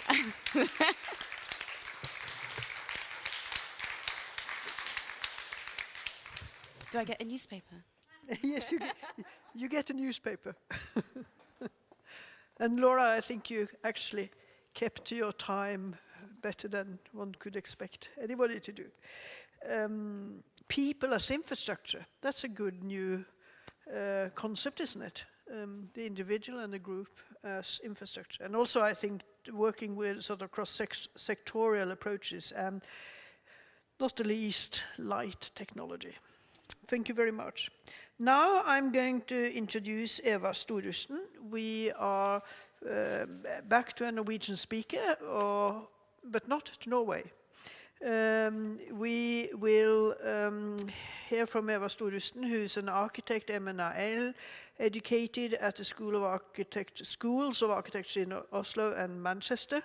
Her master thesis, Reclaiming Women's Space, received a DOGA, the Norwegian Architecture and Design Center's Newcomers Prize in 2018. Eva works with social, environmental and cultural aspects of architecture and urbanism and feminism, I may say. She currently works as a professional advisor at the National Association of Norwegian Architects, in addition to doing freelance work. The work she's presenting today is based on her independent practice as an architect. Welcome. Thank you, Ellen.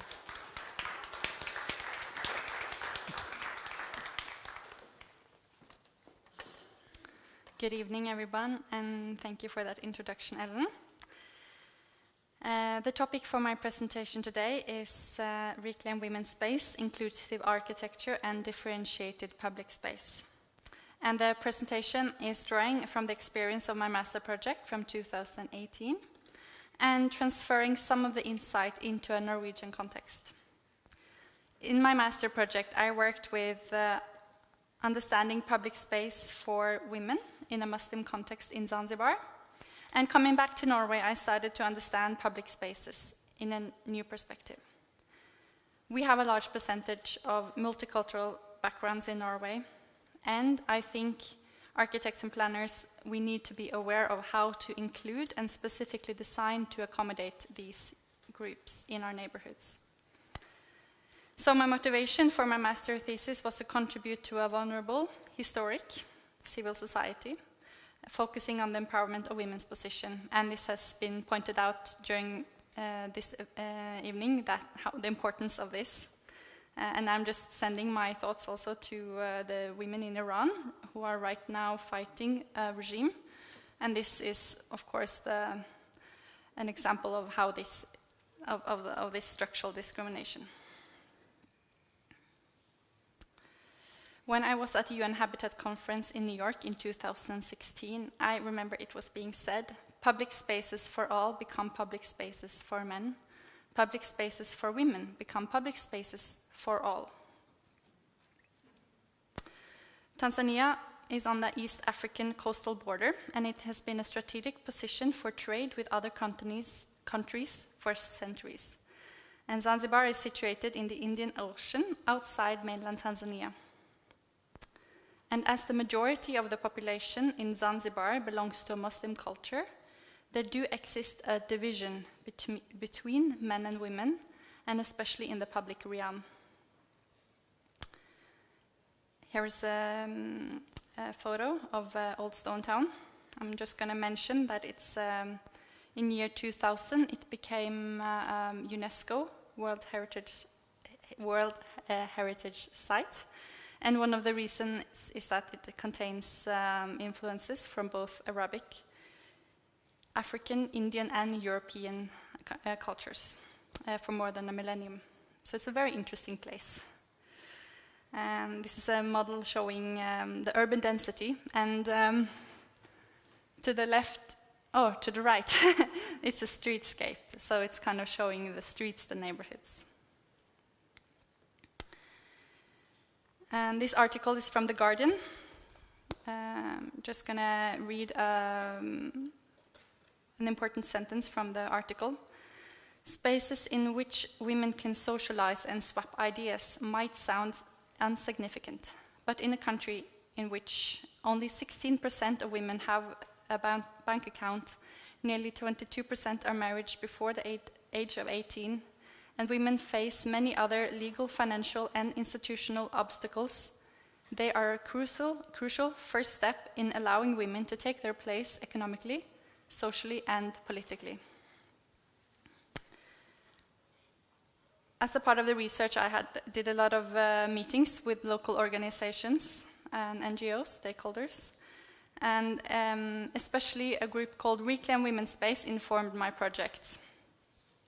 This is Munira Saidi to the left, and Inger-Lise Sivertsen, who was my supervisor. And Munira, she told me about the lost women's spaces in Zanzibar. I'm not going to go into detail of this, but there was a ladies' club. There was a part of the beach that used to belong to the women, and a bathhouse, and several parts of gardens around the old city. And I also interviewed a lot of local women from different ages and socioeconomic backgrounds to understand how everyday life unfolds as a woman in Old Stone Town.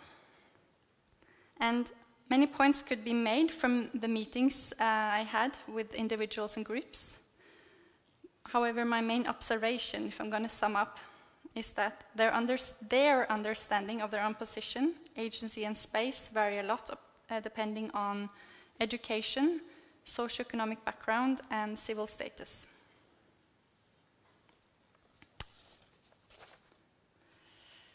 And since I'm an architect, I'm also going to show you a project. I'm moving into a public square called Hurumsi Square. It's in the middle there, in the circle. The site plan, how it is today.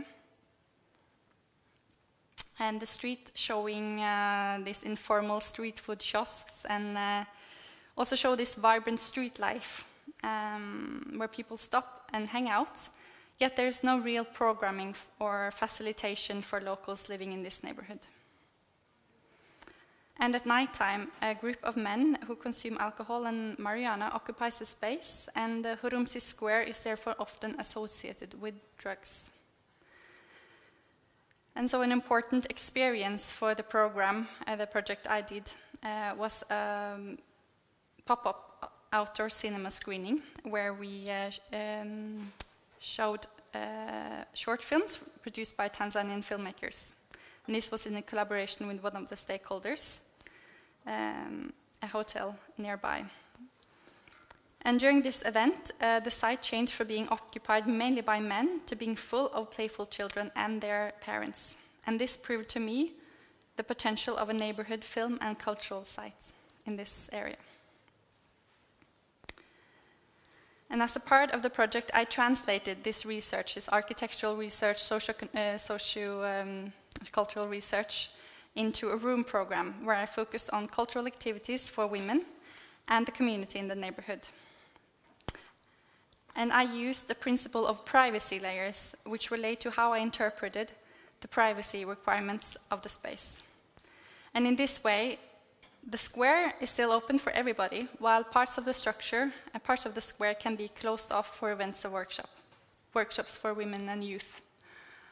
So the light pink area is the part of the square that is open for everybody. And then number 2 is open on the premises of women.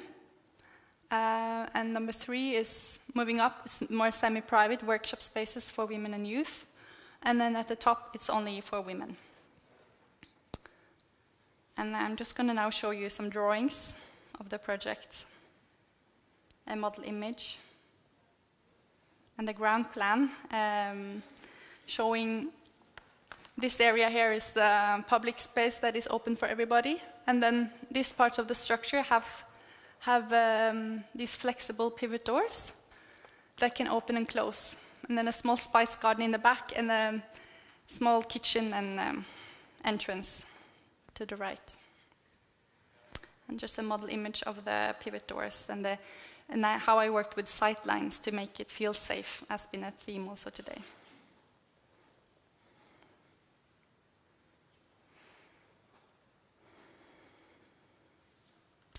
So this project is site-specific,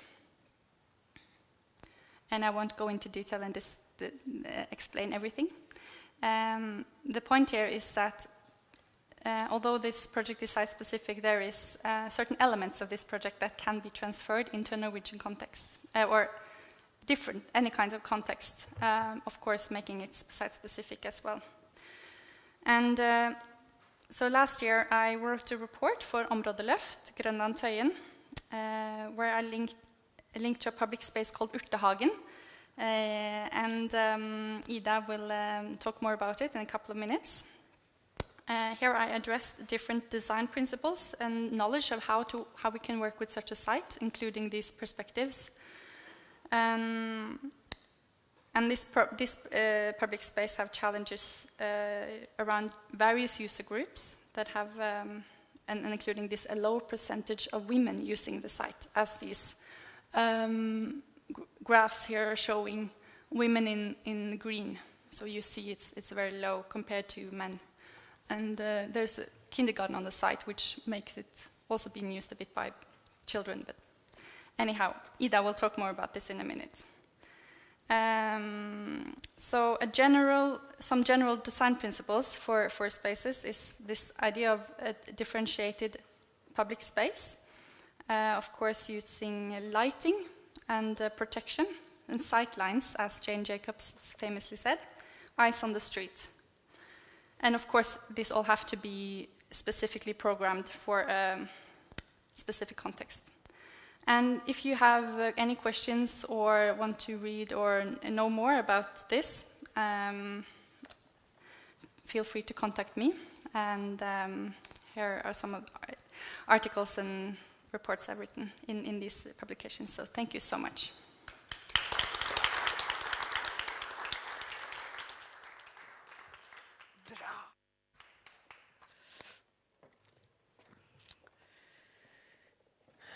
Excellent. The principles of differentiated shielding, I think, could be used in many different types of design. Of course, very appropriate for spaces for women to use, but perhaps also for other groups. I would now like to introduce 2 youngsters.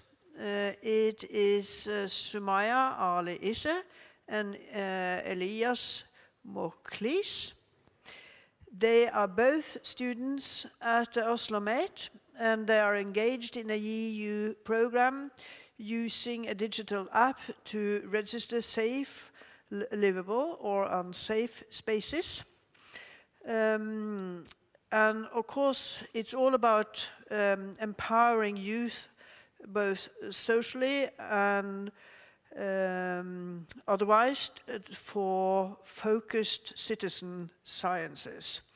And they work with youth as part of the Grønland and Tøyen regeneration program. So welcome to both of you. We're very happy to have you here.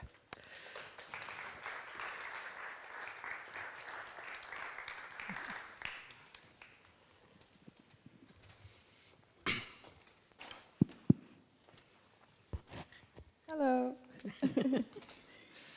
Should we start? Yeah. Today I'm going to talk about YouCount. YouCount is a project that brings together young people and relevant stakeholders to contribute to address one of the complex societal challenges being faced by Europe. And this challenge is how to increase social inclusion for young people. YouCount is an international project that's ongoing in 9 countries, as you can see here on the map. These countries are Norway, the UK, Italy, Spain, and the other countries that's marked on the map. Each country has their own case, and here in Norway we are researching what the drivers are for social inclusion through youth employability and social and entrepreneurship in the city. And in, for example, the UK, they explore what influences whether or not young people feel they belong to the community. YouCount will provide increased knowledge of positive drivers for social inclusion and specific knowledge and innovations of participation, belonging, and citizenship. And YouCount is funded by the EU's Horizon 2020 Research and Innovation Programme.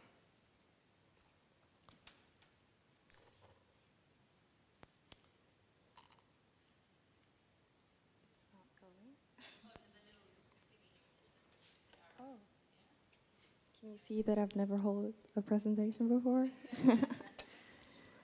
The reason why I'm here today is because YouCount needed young people.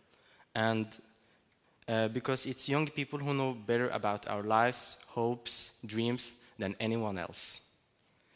We are young citizen scientists, and the young citizen scientists work together with researchers to find solutions to local challenges in order to create positive change for young people in their own local environments. It also involves researchers and young co-researchers creating living labs, doing interviews, developing dialogue forums, organizing local and national workshops. So what I want to talk about is, well, we know that a lot of young people are as being socially excluded by their society, but what we wanted to find out as young citizen scientists was what is making these people socially excluded. We were asking the universal questions. I mean, anybody, you can ask anybody about anything, and you might not really know what to do with that answer. So from my experience, all of the scientific programs that we had in Grønland and Tøyen, they were really cool, but they weren't really practical. I mean, if you read what those scientists wrote, you could never feel like you related to it. I mean, that scientist might have been really proud, and it might have taken a really long time, but we still need to ask questions so simple that anybody can be able to answer. So what we started with was, what makes you feel socially included? You, personally, not you as a group, not you as a religion, not you as a skin color, but you in this room. So what we did that was so amazing with YouCount, I mean, it literally says so in the name, YouCount, was that we were the study group as well as the objects being studied. But we weren't being studied by some outside force. No, we were studying ourselves. And the scientists that were there with us, they were merely tagging along on the journey. But the cool thing is, we allowed them to tag along. They didn't just force themselves and invaded our privacy and just made us take this questionnaire and just made us wonder about how we think of ourselves. No, it was on our premises. And that's what I think is so cool with this project. So we had our own training as we got training to become youth citizen scientists. And this training, this is a picture from one of the training days. The training was 2 days, and we started in February 2022 this year. We learned how to research, how the research takes place and the research process. We learned also interview technique and had interview training as well.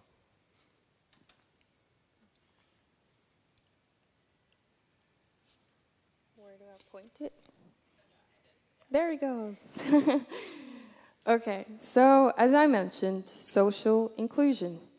But do you know what the crazy thing is? We all talk about what it feels like being left out of a situation, and we have this really cool definition of what social exclusion means.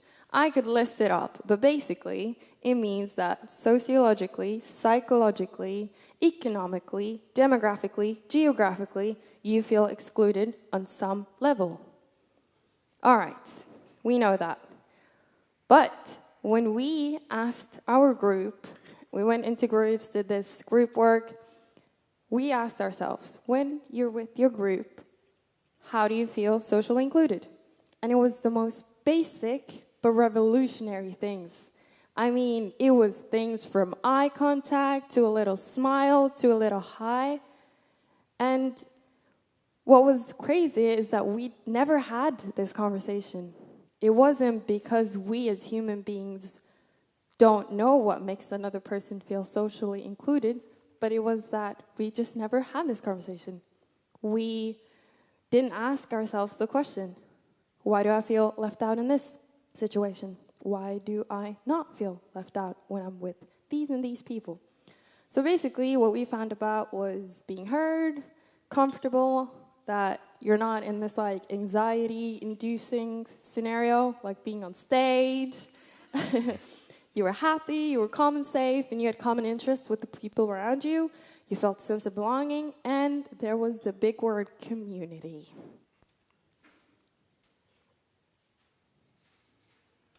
Why isn't it working?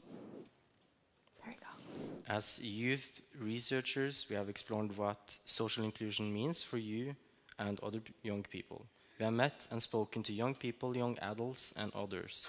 Find out what the possibility of change is based on young people's ideas. We have worked together with key people for the local community to bring about change. Yeah. No, I went too far. All right. So we have this cool app. Oh, a minute left. All right, I think we're going to hop over this. If anybody wants to know, just holler. All right, the future. I think this is the part that Elias and I were most interested in talking about. So basically, I'll break it down so you also have time to talk. Basically, what we want is science to be more universal, science to be more approachable, and that science also includes people that we study.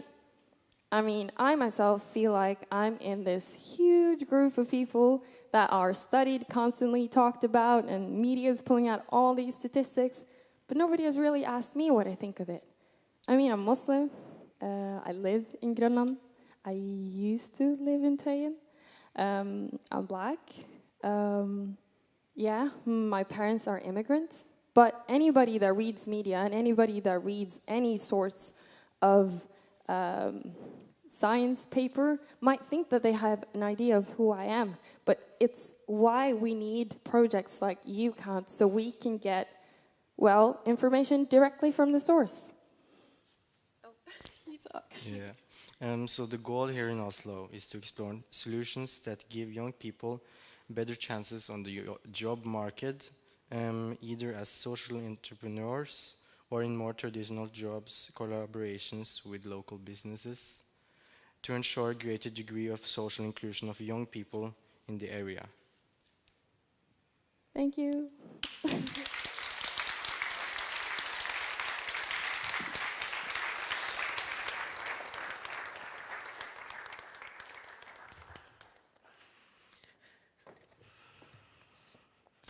Thank you so much. You will join us afterwards in the panel conversation, I'm very happy to say. Our last contributor on stage today before the panel conversation is Eva Helgheim. She is the head of Landsrådet for Norske Barne- og Ungdomsorganisasjoner, Norwegian Association for Child and Youth Organizations. Is it not functioning? No, it's okay. Sure. Is it the wrong person? Who is it I have jumped over then? That's not on my list. Did I use the wrong name? Guess what? You say a few words about yourself, and then we know who you are. Thank you.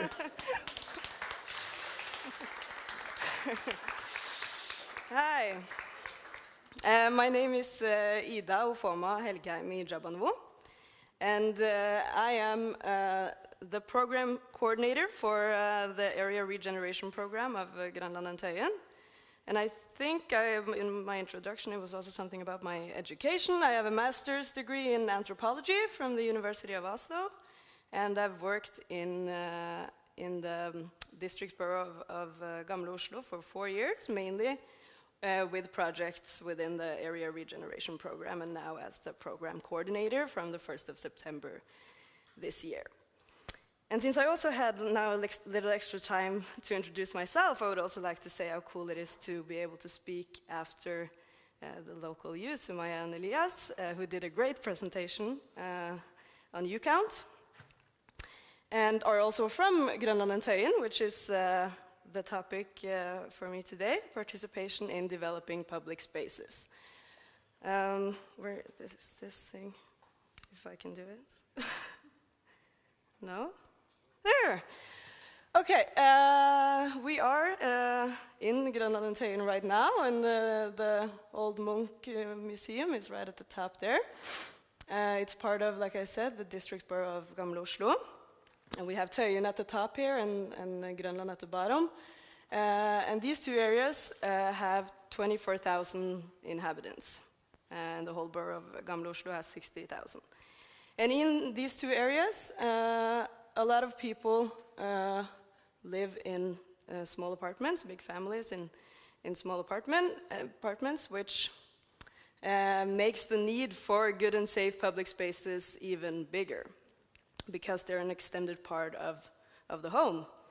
And the area regeneration program has that as a focus, making the neighborhoods more inclusive and safer. And also the main target group for the area regeneration program is children and youth. And what do we want the inhabitants to say when we reached our goals?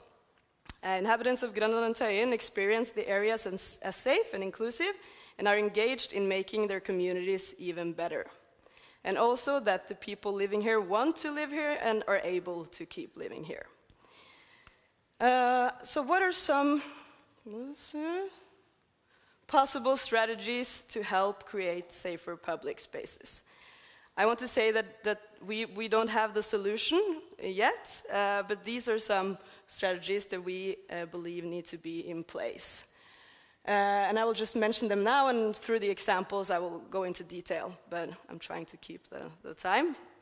So they need to be knowledge-based, both on academic research and on insight gathered from participation among the inhabitants of the area.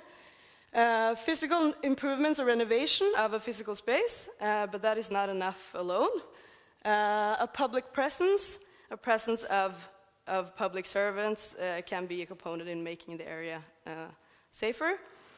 And of course, working together with local stakeholders, such as volunteer organizations, inhabitants, and local businesses.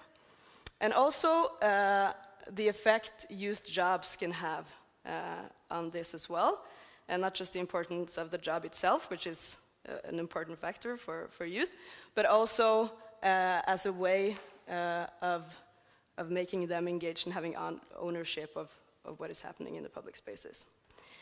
So the strategies need, we believe, to be a combination of physical, social, and structural components.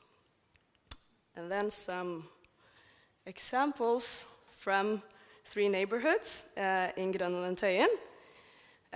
In the last 2 examples, they are still ongoing projects where we're learning by doing and testing and haven't come up with a finished solution. But in the first project, which is Sørli Playground, which is in Tøyen, a couple of 100 meters from here. This playground was renovated in 2018 based on an extensive report or insight that was gathered by landscape architects that resulted in a report called, well translated, Park Lift, where Sørli Playground was pointed out as one of the places, the parks that were in need of a bigger renovation. So here you can see a before and after picture. And in addition to the need for better play elements, there was also reported a big need for more lighting and greenery and making the space more open, because in the before state it was used, but only during the day, and people reported that they felt unsafe being there or walking through the park at night. And it was divided more into different zones and had more trees and not enough street lighting. And now it's used at all hours of the day, and an increase in, I would say, presence of adults and especially parents and mothers. There are more seating areas around the playground. And also I think a key factor is the location of the playground, which is, in addition to it being now a really, really nice playground, it also is close to the primary school, and the school used it as sort of like an extended part of their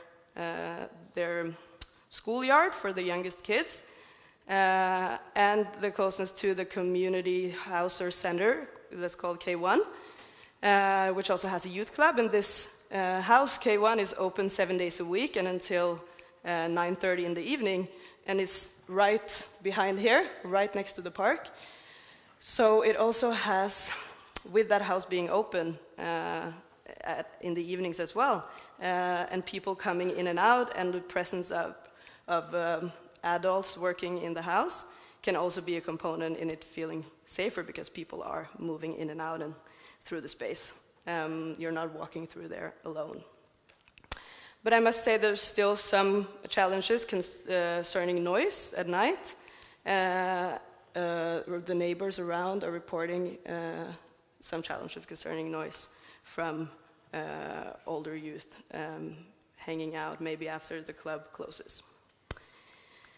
And then the next neighborhood is Urtegata in Grønland, which is part, as I mentioned, of a larger effort we have right now on making selected neighborhoods in Grønland and Tøyen safer and more inclusive.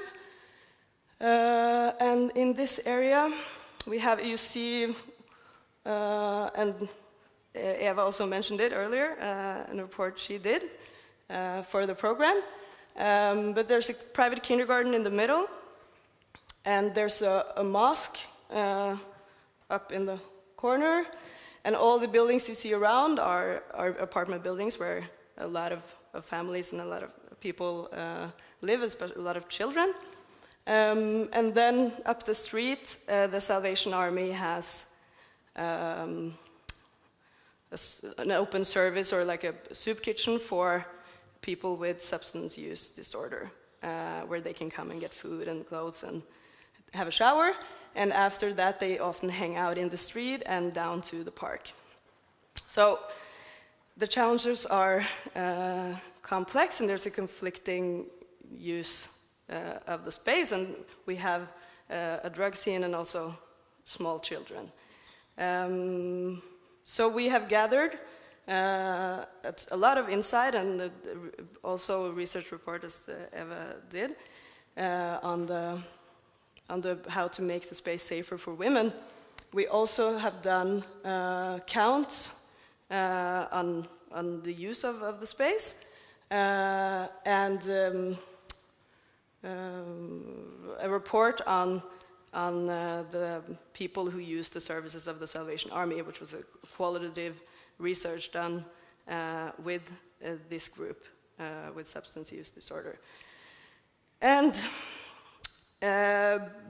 we have, based on this, are some strategies that might help make the area safer. So it's the component of physical improvements in parts of the park, which are mainly focused around the kindergarten and framing and shielding the kindergarten from the street, but also some minor adjustments to the playground that you can't see here, but it's underneath the trees. And then there's a neighborhood group initiated by the Salvation Army, which we are also a part of, with the goal to increase the dialogue and come up with solutions to decrease the conflict. And in this neighborhood group, there are representatives from the Salvation Army, of course, and they also have user representatives.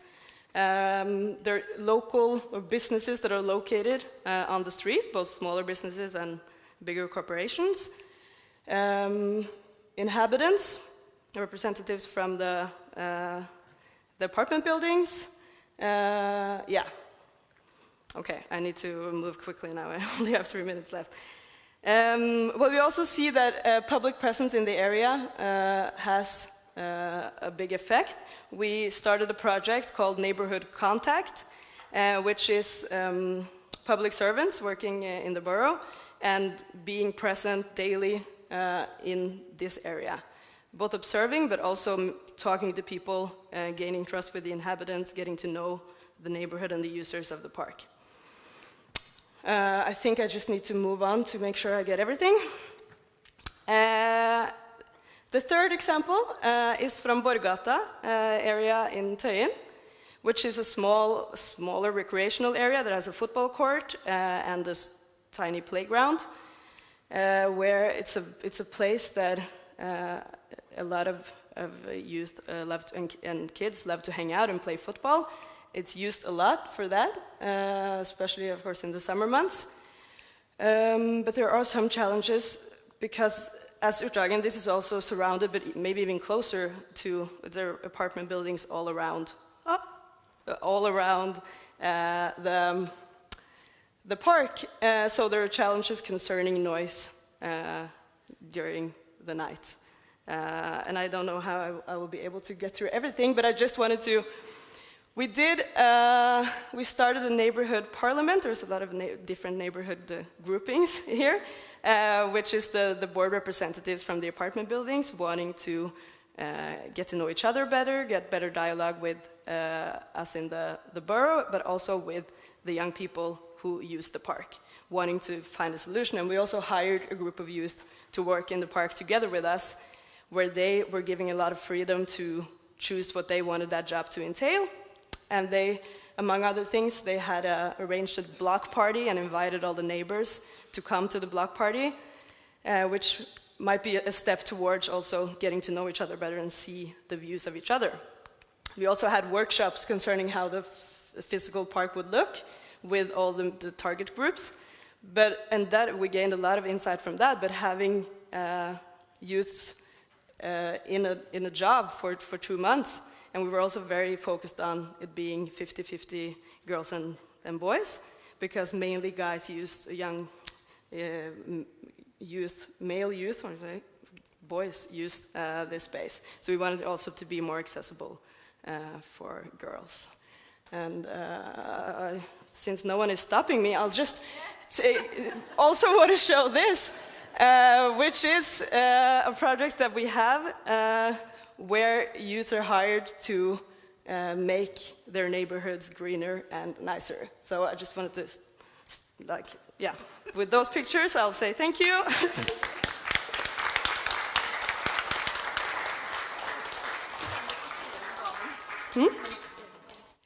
Thank you very much, Ida, and my apologies for starting my introduction of you with the wrong sentence. I did have the correct next bit, but you did it so well yourself.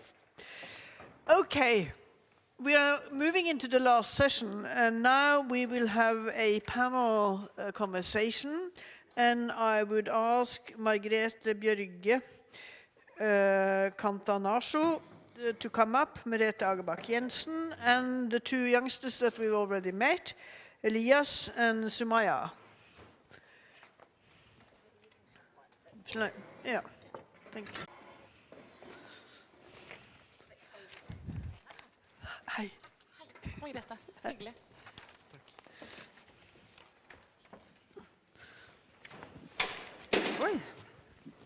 Ødelegger hele utstillingen.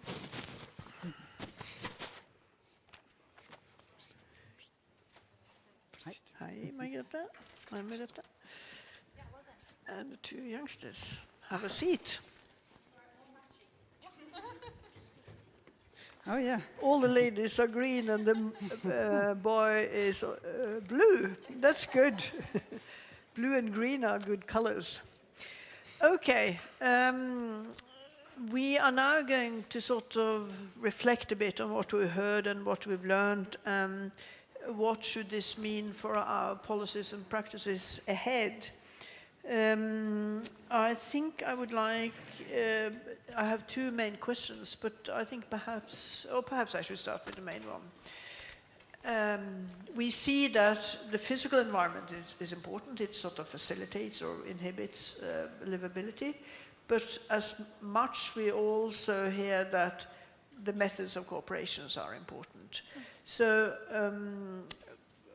or I should first of all introduce our extra speaker. I'll finish off my question. So the question is, how can we best cooperate? Nei, den skal på norsk. Ja. Hvordan kan vi best samarbeide med det sivile samfunn og særlig sårbare grupper i utformingen av og beslutningsprosessene for våre byrom? Men før vi starter med å svare på de spørsmålene, så skal jeg da bruke den setningen jeg brukte feil riktig denne gangen, til Margrethe Bjørg. Hun altså leder av Landsforeningen for norske barne- og ungdomsorganisasjoner, og hun veldig opptatt av reell medvirkning. Så velkommen skal du være. Takk. Men vi kan godt starte med deg, Margrethe, og så kan Merete etterpå reflektere litt på det spørsmålet jeg sa. Hvordan kan vi best samarbeide? Vil du starte, Margrethe? Ja, takk for et veldig spennende spørsmål. Som nevnt så kommer jeg fra LNU, Landsrådet for Norges barne- og ungdomsorganisasjoner, og vi samler 102 demokratiske og frivillige norske barne- og ungdomsorganisasjoner. Og det spenner ganske bredt. Det liksom alt fra de norske ungdomspartiene til Speideren, DNT Ung, til en del kor og korps, en del religiøse grupper og elevorganisasjoner også med. Så det liksom en god bråte forskjellige organisasjoner som med på laget. Og vi har jo sett det at det når barn og unge kommer sammen om saker som de skikkelig bryr seg om, og lærer seg å styre en organisasjon på en demokratisk måte, så får man egentlig et godt grunnlag for reelle meningsfull medvirkning.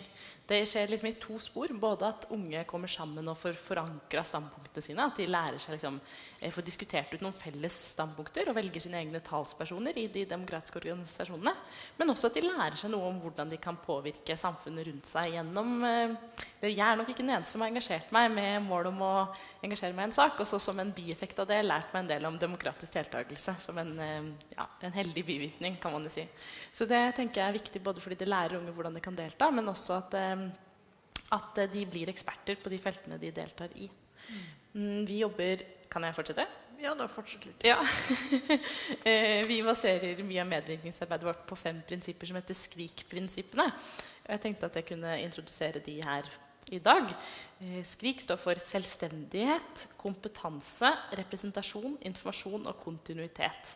Og det handler nettopp om det at barn og unge selvstendig kan få lov til å forme sine egne standpunkter, at de kan få lov til å diskutere fritt, at de velger sine egne talspersoner, hvem som skal representere dem, at det ikke voksne som står for det, at prosessen for deltakelsen kontinuerlig, at de med fra start til slutt, fra idéfase til evaluering, at de får tilgjengelig informasjon som forståelig for den aldersgruppa som skal delta, og at de anerkjennes som en kompetent aktør på feltet sitt. Jeg tror ofte så tenker man at barn og unge bare skal delta i liksom typiske barnesaker, men barn og unge kan veldig mye mer enn det, og også eksperter på byplanlegging og samfunnsutvikling. Flott. Merete, da må jeg introdusere deg. Merete Agevak Jensen, hun tidligere byråd for byutvikling. Hun har vært min sjef en gang i tiden. Og så hun nestleder i Oslo Høyre og leder av Høyres programkomité for lokalvalget. Og du også kommunikasjonssjef for Norsk Eiendom. Så du har en veldig bred erfaring, og da det spennende å høre liksom, med ditt ståsted og erfaring. Hva tenker du rundt hvordan vi kan samarbeide? Først av alt må jeg få lov til å takke for et veldig bra seminar. Det har vært veldig mange gode eksempler og innspill på både medvirkning og på hvordan man får til gode byrom, da, hvor også barn og unge føler seg inkludert. Medvirkning jo litt sånn klisjé, altså det ikke så lett med medvirkning, men det viktig. Og medvirkning viktig for alle grupper, og særlig ved nye prosjekter selvfølgelig, men også ved å forbedre det gamle. Men det kanskje spesielt utfordrende når det gjelder å få barn og unge med. Fordi en viss rett har man jo gjennom plan- og bygningsloven og så videre. Men det jo litt sånn, det kan jo innimellom kanskje være litt sånn ungdomsvasking, det et begrep jeg kom på nå, av prosjekter. Så jeg tror kanskje at man må jobbe på en litt annen måte hvis man ønsker virkelig reell medvirkning på lokale prosjekter. At man driver litt mer oppsøkende virksomhet enn å bare på en måte sender en eller annen henvendelse til et miljø man kanskje tror representerer noen. Jeg tror man må være mer ute. Det virker som man har fått til en del, I hvert fall, på Tøyen og Grønland. Eksempel til etterfølgelse. Og veldig enig også det LNU sier, at det å gjøre barn og unge oppmerksom på at de faktisk har muligheter til å bli hørt, og gjerne skoleres, og hvordan man setter seg ordentlig inn I en sak, hvordan man legger det frem og så videre, det tror jeg kjempenyttig. Og jeg tror det du nevnte, som flere har sagt, det der med å prøve å nå alle grupper på arenaer de selv, altså ikke nødvendigvis på våre arenaer. Det kanskje en nøkkel, det tror jeg områdeløftarbeidet I hele Oslo egentlig har vist. Vil du si noe om, Sumaya, om hva liksom, tenker du det aller viktigste hvis du skulle si et par ting som var viktig for samarbeidet? Om utfordringen av byrom, altså fordi temaet jo safe public spaces, ikke sant? Den på nå? Ja. Jeg tenker, altså, jeg ser på meg selv som en forsker. Det har ingenting å si hvilken grad jeg har. Men jeg tenker det viktigste spørsmålet hvorfor. Hvorfor blir ikke disse byrommene brukt slik som de skal? Hvorfor føler folk at de ikke har tilgang til det byrommet? Hvorfor? Jeg husker jeg ble lært opp en gang når jeg startet på Tøyen Unlimited, at jeg skulle stille spørsmålet hvorfor 5 ganger. Og når jeg hadde stilt det spørsmålet hvorfor 5 ganger, da var jeg I nærheten av noe som kunne være riktig. Så hvis vi tar for eksempel et eksempel om hvorfor bruker ikke jenter byrommene like mye som gutter? Hvorfor ikke yngre jenter like mye ute og spille fotball som gutter?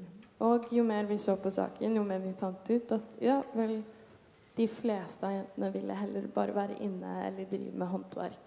Det betyr de fleste. Det fortsatt noen som liker det. Men det også om hvordan vi ser på folk når vi sier sårbare grupper. Det ordbruket egentlig ganske sterkt, for den gruppen jo ikke sårbar. De bare sårbare I forhold til noe. Så vi må også tenke på hva vi sammenligner de med. Jeg ikke noe glad I å spille fotball og være ute og være kjempekald. Men putt meg I et rom med masse andre mattenørder, og jeg gjør det kjempebra. Putt de samme fotballgutta inn, og de gjør det ikke så bra. Så det altså for meg så handler det om hvordan vi ser på folk. Hvis jeg ser på de guttene som de kan være skikkelig flinke I matte, og jeg putter de I et matterom, så gjør de jo de skikkelig bra. Så det jeg ganske imot egentlig alle disse begrepene, ja, alle disse labelsene vi putter på folk. Men jeg skjønner at det har en betydning. Det hjelper å sette ord på ting. Merete hadde en kommentar. Ja, jeg synes det var et veldig godt og nyttig innspill egentlig.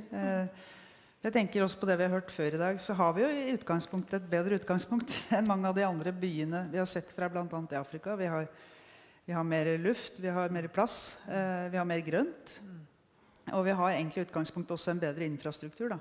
Selv om det mye vanskeligere å gjøre noe med de eksisterende områdene enn de nye som vi utvikler, for der mener jeg at man har vært flinkere I hvert fall, selv om vi har mye å gå på enda, men flinkere til å tenke flerbruk, til å ikke privatisere de offentlige rommene. Kan bruke Bjørvika som eksempel, men egentlig flere deler av Fjordbyen også, hvor man prøver å legge til rette for flerbruk, og for at alle grupper egentlig kan komme og bruke det. Så noe av det vi har I programmet også det dette det såkalte sosiale rommet, som ligger litt sånn mellom det offentlige og det helt private rommet. Da.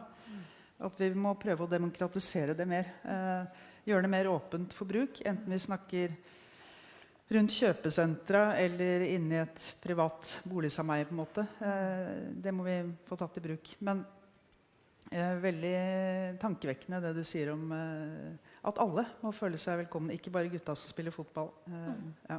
Hvis jeg kan legge til noe der. Gjør det også for Elias ordet etterpå. Nei, kanskje Elias sier Nei, du får si det. Vi må passe på å ikke diskriminere gutta, vet du. Sorry. Ja, jeg likte egentlig godt det eksempelet du brukte. At vi har, det sant, vi har bedre infrastruktur enn de fleste byer I Afrika. Men igjen, det det med perspektiv. Folk I Afrika mye bedre enn oss til å bruke den infrastrukturen.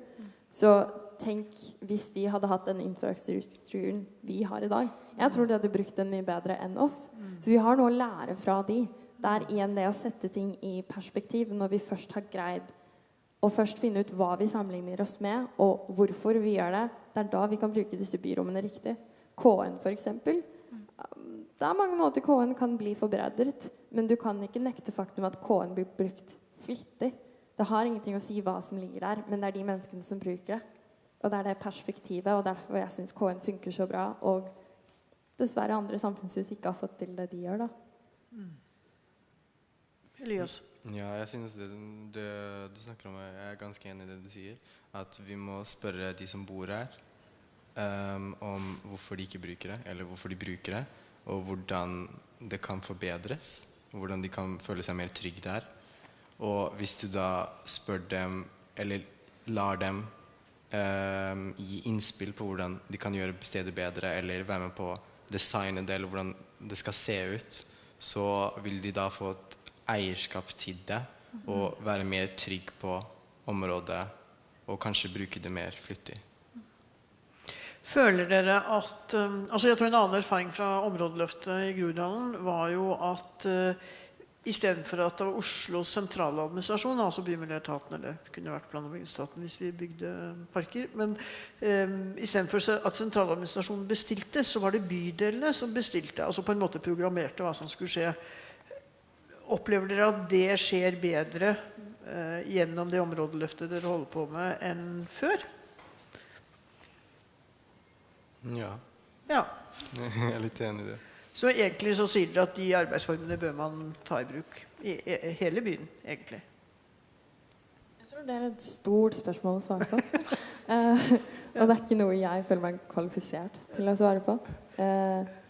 Men jeg tenker at hvis man gjør noe, uansett hva det la oss si, ok, vi har lyst til å endre hvordan Tøyen vi har lyst til å gjøre det tryggere, vi har lyst til at det skal være mindre klage på bråk om kvelden. Vi har lyst på flere mindre gutter som henger rundt. Hvis man gjør det av genuine grunner, og man ser personen bak alt dette, uansett hva du bygger, så vil det brukes. Men jeg tenker at den tanken om at man skal bare bygge et hus, og så være sånn, ja, jeg får bare samle dere I det huset, vi skal ikke gjøre noe mer da. Det der problemet ligger. Det ikke selve huset, det tanken bak det. Nettopp. Det samme ja. Jeg har lyst til å utdype det litt. Jeg mener, sammenlignet med sånn som det var før, så har det forbedret seg, og at de som bor der har fått sjansen til å være med på å skape eller forme hvordan det skal se ut. At for eksempel, I stedet for at ungdom bare får en undersøkelse, og de skal svare på spørsmål, og så blir de sendt, og så bare ser voksne på det, og så tenker sånn, nei, det ikke så bra, kanskje det, og så kaster resten I søpla, så har det forbedret seg, synes jeg. Og at, ja. Veldig bra.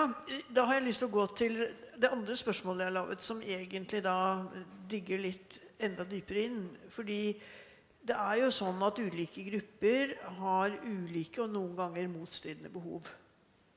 Ikke sant? Som jeg sa I innledningen min, at det lett å tenke at alle glad I alle, og vi en harmonisk fellesskap. Men sånn ofte ikke livet. Det ikke bare I byrommene, det ellers I livet også. Og hvordan kan vi kombinere, eller avveie, eller balansere alle disse ulike behovene på en inkluderende måte? Dette et enda vanskeligere spørsmål, tror jeg, enn det stilte I sted. Margrethe, har du lyst til å starte? Oi, det jo et kjempestort spørsmål. Jeg kan prøve litt. En ting som jeg tenkte på under den forrige presentasjonen var litt dette med liksom, støy og liksom bysamfunn, som jeg synes var godt satt frem. Det at det kan være liksom mye støy når man bor i trange leiligheter og ikke har så mye sted å oppholde seg inne. At man går ut i gaten og så lager man høy lyd, og så blir naboen irritert over det. Og jeg tenkte på liksom, hvordan man kanskje må ta et steg tilbake når man jobber med liksom, byplanlegging også. For der tenker jeg jo nettopp den sektoren jeg representerer, frivillighetssektoren, kunne jo godt ha funnet måter å gi de ungdommene som støyer ute arenaer der de kunne kommet sammen og kanskje gjort noe annet enn å bråke høyt ute på kvelden. Jeg sier ikke at det ikke noe det skal være rom for det også, men jeg tenker bare hvordan sikrer vi at flere får delta i liksom, fritidsaktiviteter, organisasjoner og engasjere seg i organiserte fellesskap og fritiden sin også et spørsmål som relevant her. Sånn at jeg tror det viktig å ha et helhetsperspektiv og zoome litt ut og også se på hvordan frivilligheten kan bidra inn i dette. Men når konflikten blir stor, hva gjør man da? Ja, det vet jeg ikke om jeg riktig person til å svare på egentlig. Du kan tenke på det, skal la Merete svare litt i mellomtiden. Ja, nei, det vet ikke jeg om jeg har de helt gode svarene på heller, for det veldig komplisert. Det vanskelig, som du sier, å leve i et samfunn hvor det mange forskjellige behov og ønsker. Men så det så klart, det jo noen ting som jeg tenker man må innordne seg litt da, når det kommer til støy og den type ting. Som det må kunne være noen regler på. Og så det dette med trygghet også. Det jo I hvert fall sånn da, at all type aktivitet og bruk, enten det at det boliger, at det lek, at det lekeplasser, whatever egentlig, det bidrar I hvert fall til økt opplevelse av trygghet. Da. Og det jo også litt sånn at de byrommene godt nok vedlikeholdt, og at man gjør en innsats på å oppgradere en del av dem. Det tror jeg også hjelper på, men akkurat det med konfliktene, det ble jo vist I en her, ikke sant, som vi har lest om I media også på Grønland, med rusavhengige som kommer I konflikt med barn som leker. Den ikke så lett. Der mener jeg at det et større spørsmål også, da, som vi ikke gjør med I denne debatten, men det jo hva vi gjør med folk som ruser seg, om vi skal se på dem som kriminelle, eller om vi skal se på dem som syke. Så der har vi en mening om det, som kanskje kunne hjelpe på at det ikke ble en så stor konflikt. Men dette kan jeg spørre deg nysgjerrighet før jeg gir ordet til de andre. Hva det viktigste punktet I Høyres mulige valgprogram når det gjelder public spaces? Ja, public spaces. Nei, det jo kanskje det jeg sa, eller var litt inne på nå, at ikke sant, det har skjedd veldig mye på byutviklingssektoren I Oslo de siste årene. Veldig mye bra, masse store, flotte bygg. Vi har fått operaen, vi har fått biblioteket, Munch-museet, Nasjonalgalleriet nå da. Og alt det veldig fint, men nå kanskje tiden da kommet til å vri fokuset litt over på det som heter vedlikehold og ta vare på det vi har bedre.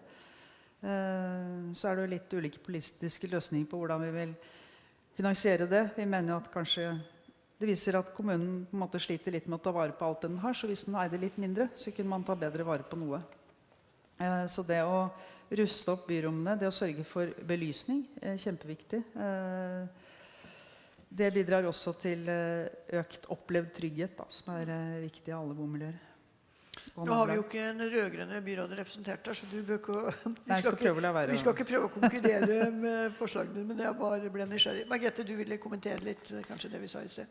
Ja, eller jeg bare har tenkt bitte litt til da, på kanskje hvordan man kan jobbe med konfliktlinjene, og jeg tror ikke jeg har et uttømmende svar, men jeg tenker en ting som viktig at man kan organisere seg om de ulike interessene sine, og at man kan møtes I demokratiske fellesskap for å snakke ut uenighetene man møter opp, da, og kanskje også at ungdom som har lyst til å være ute sent på kvelden også finner plattformer der de kan få lov til å organisere seg om at det et standpunkt som viktig for dem. Og så tenker jeg at det kanskje på sikt kan være konfliktreduserende, eller I hvert fall at man får frem kjernen I konflikten og kanskje kan finne løsninger sammen. Vi jo heldige som bor I et land der unge godt organisert, og det finnes en organisasjon for mange interesser. Det noe jeg tenker man må legge til rette for. Og der tenker jeg også at samfunnsplanlegging kan spille inn.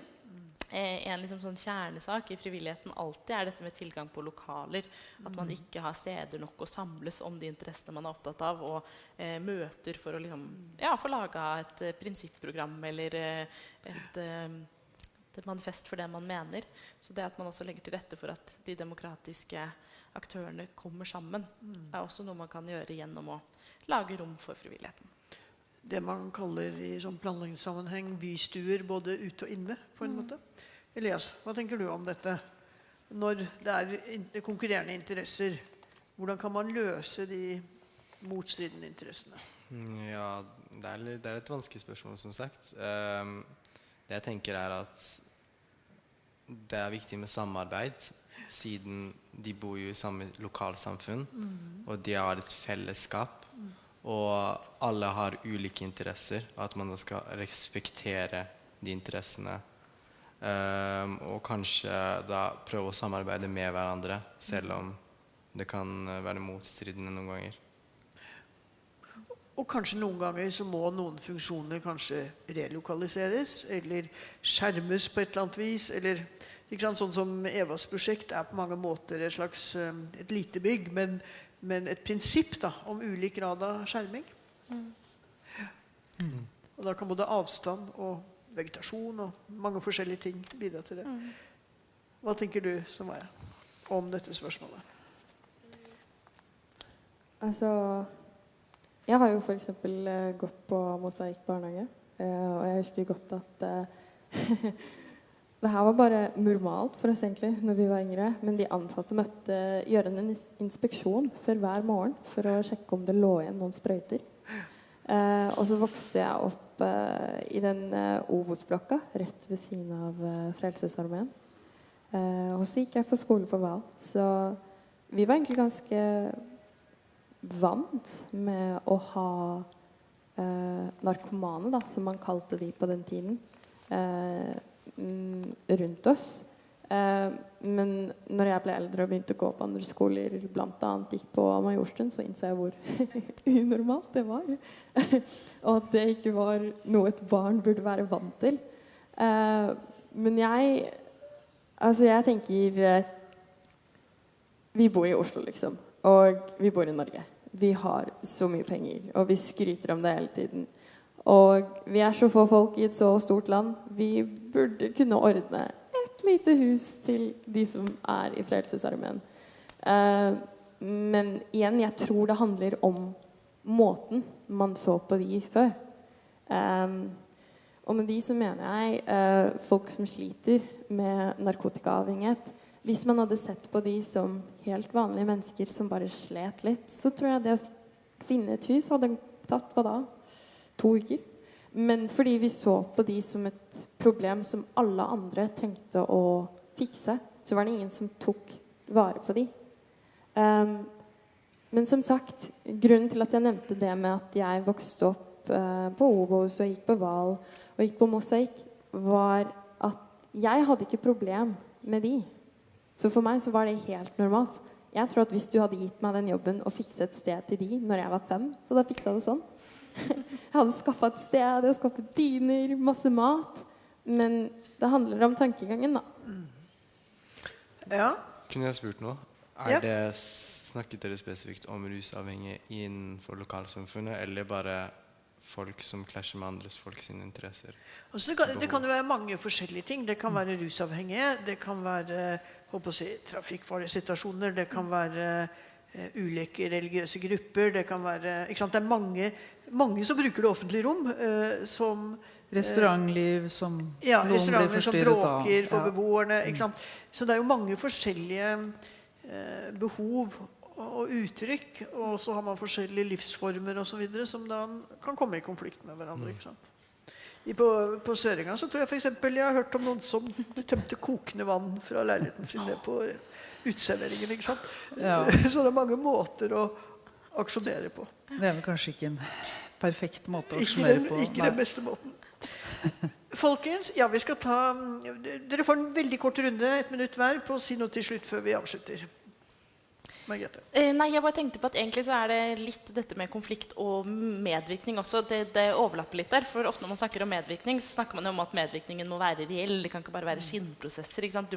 Du må vite at det finnes et faktisk rom til at du blir hørt, og så må du få innspill eller tilbakemelding på hvorfor tilbakemeldingene dine ikke ble tatt inn eller ikke.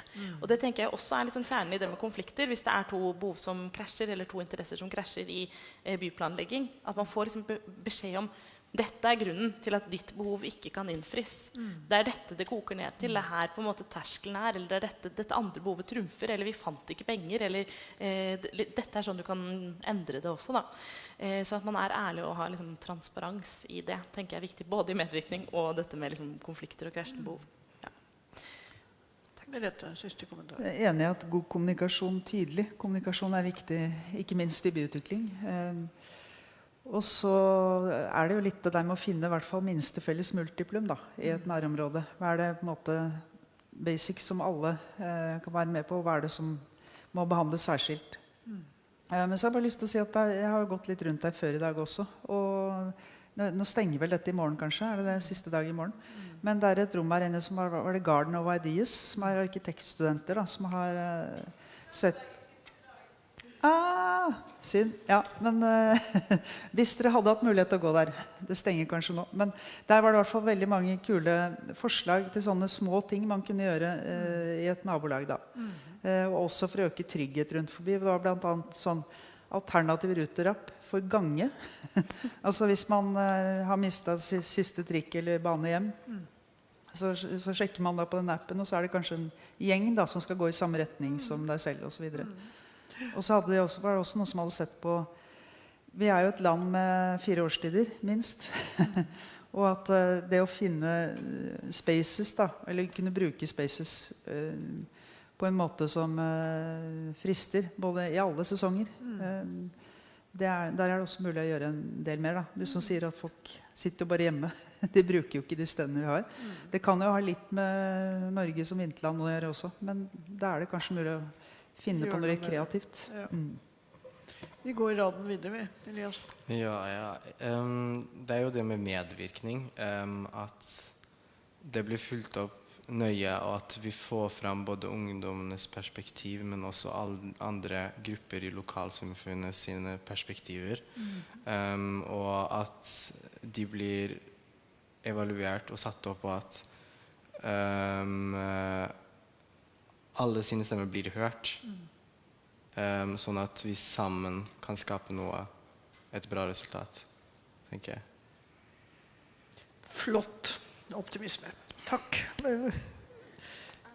Jeg skal gå litt i den andre enden og være pragmatisk. Jeg synes det viktig å finne rett person til rett jobb. Så hvis du vil ha noe gjort, finn den riktige personen. Hvis du bruker nok tid på å finne den rette personen, så blir alt fikset. Men vi må være ærlige med oss selv og på en måte tørre å si fra noe ikke funker da. Og så må du som sitter i en maktposisjon, hva nå makt defineres som, tørre å høre «Hei, du gjorde ikke det her riktig, jeg suger». Og så må du liksom tenke «Ok, hva må jeg gjøre for å gjøre dette bedre?» Hvis alle tenker sånn, så tror jeg alle problemene bare fikses i løpet av en uke. Og da du også optimistisk. Det kjempebra, for da vi tilbake på det vi sa tidligere, altså people as infrastructure. At det på en måte ofte det koker ned til. Hvordan får de engasjerte personene, og gjerne ildsjelene, men også folk flest med. Jeg skal si tusen takk for at dere ble med. Jeg vet ikke om Laura skal dele ut noen gaver som hun ikke har fått lov til å dele ut tidligere i dag. Og så, ja, gjør det først, Laura. Tusen takk for oss. Tusen takk. Var hyggelig. Tusen takk. Tusen takk.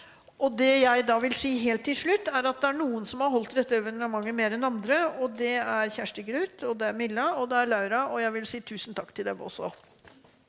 Takk for at dere kom. Tusen takk.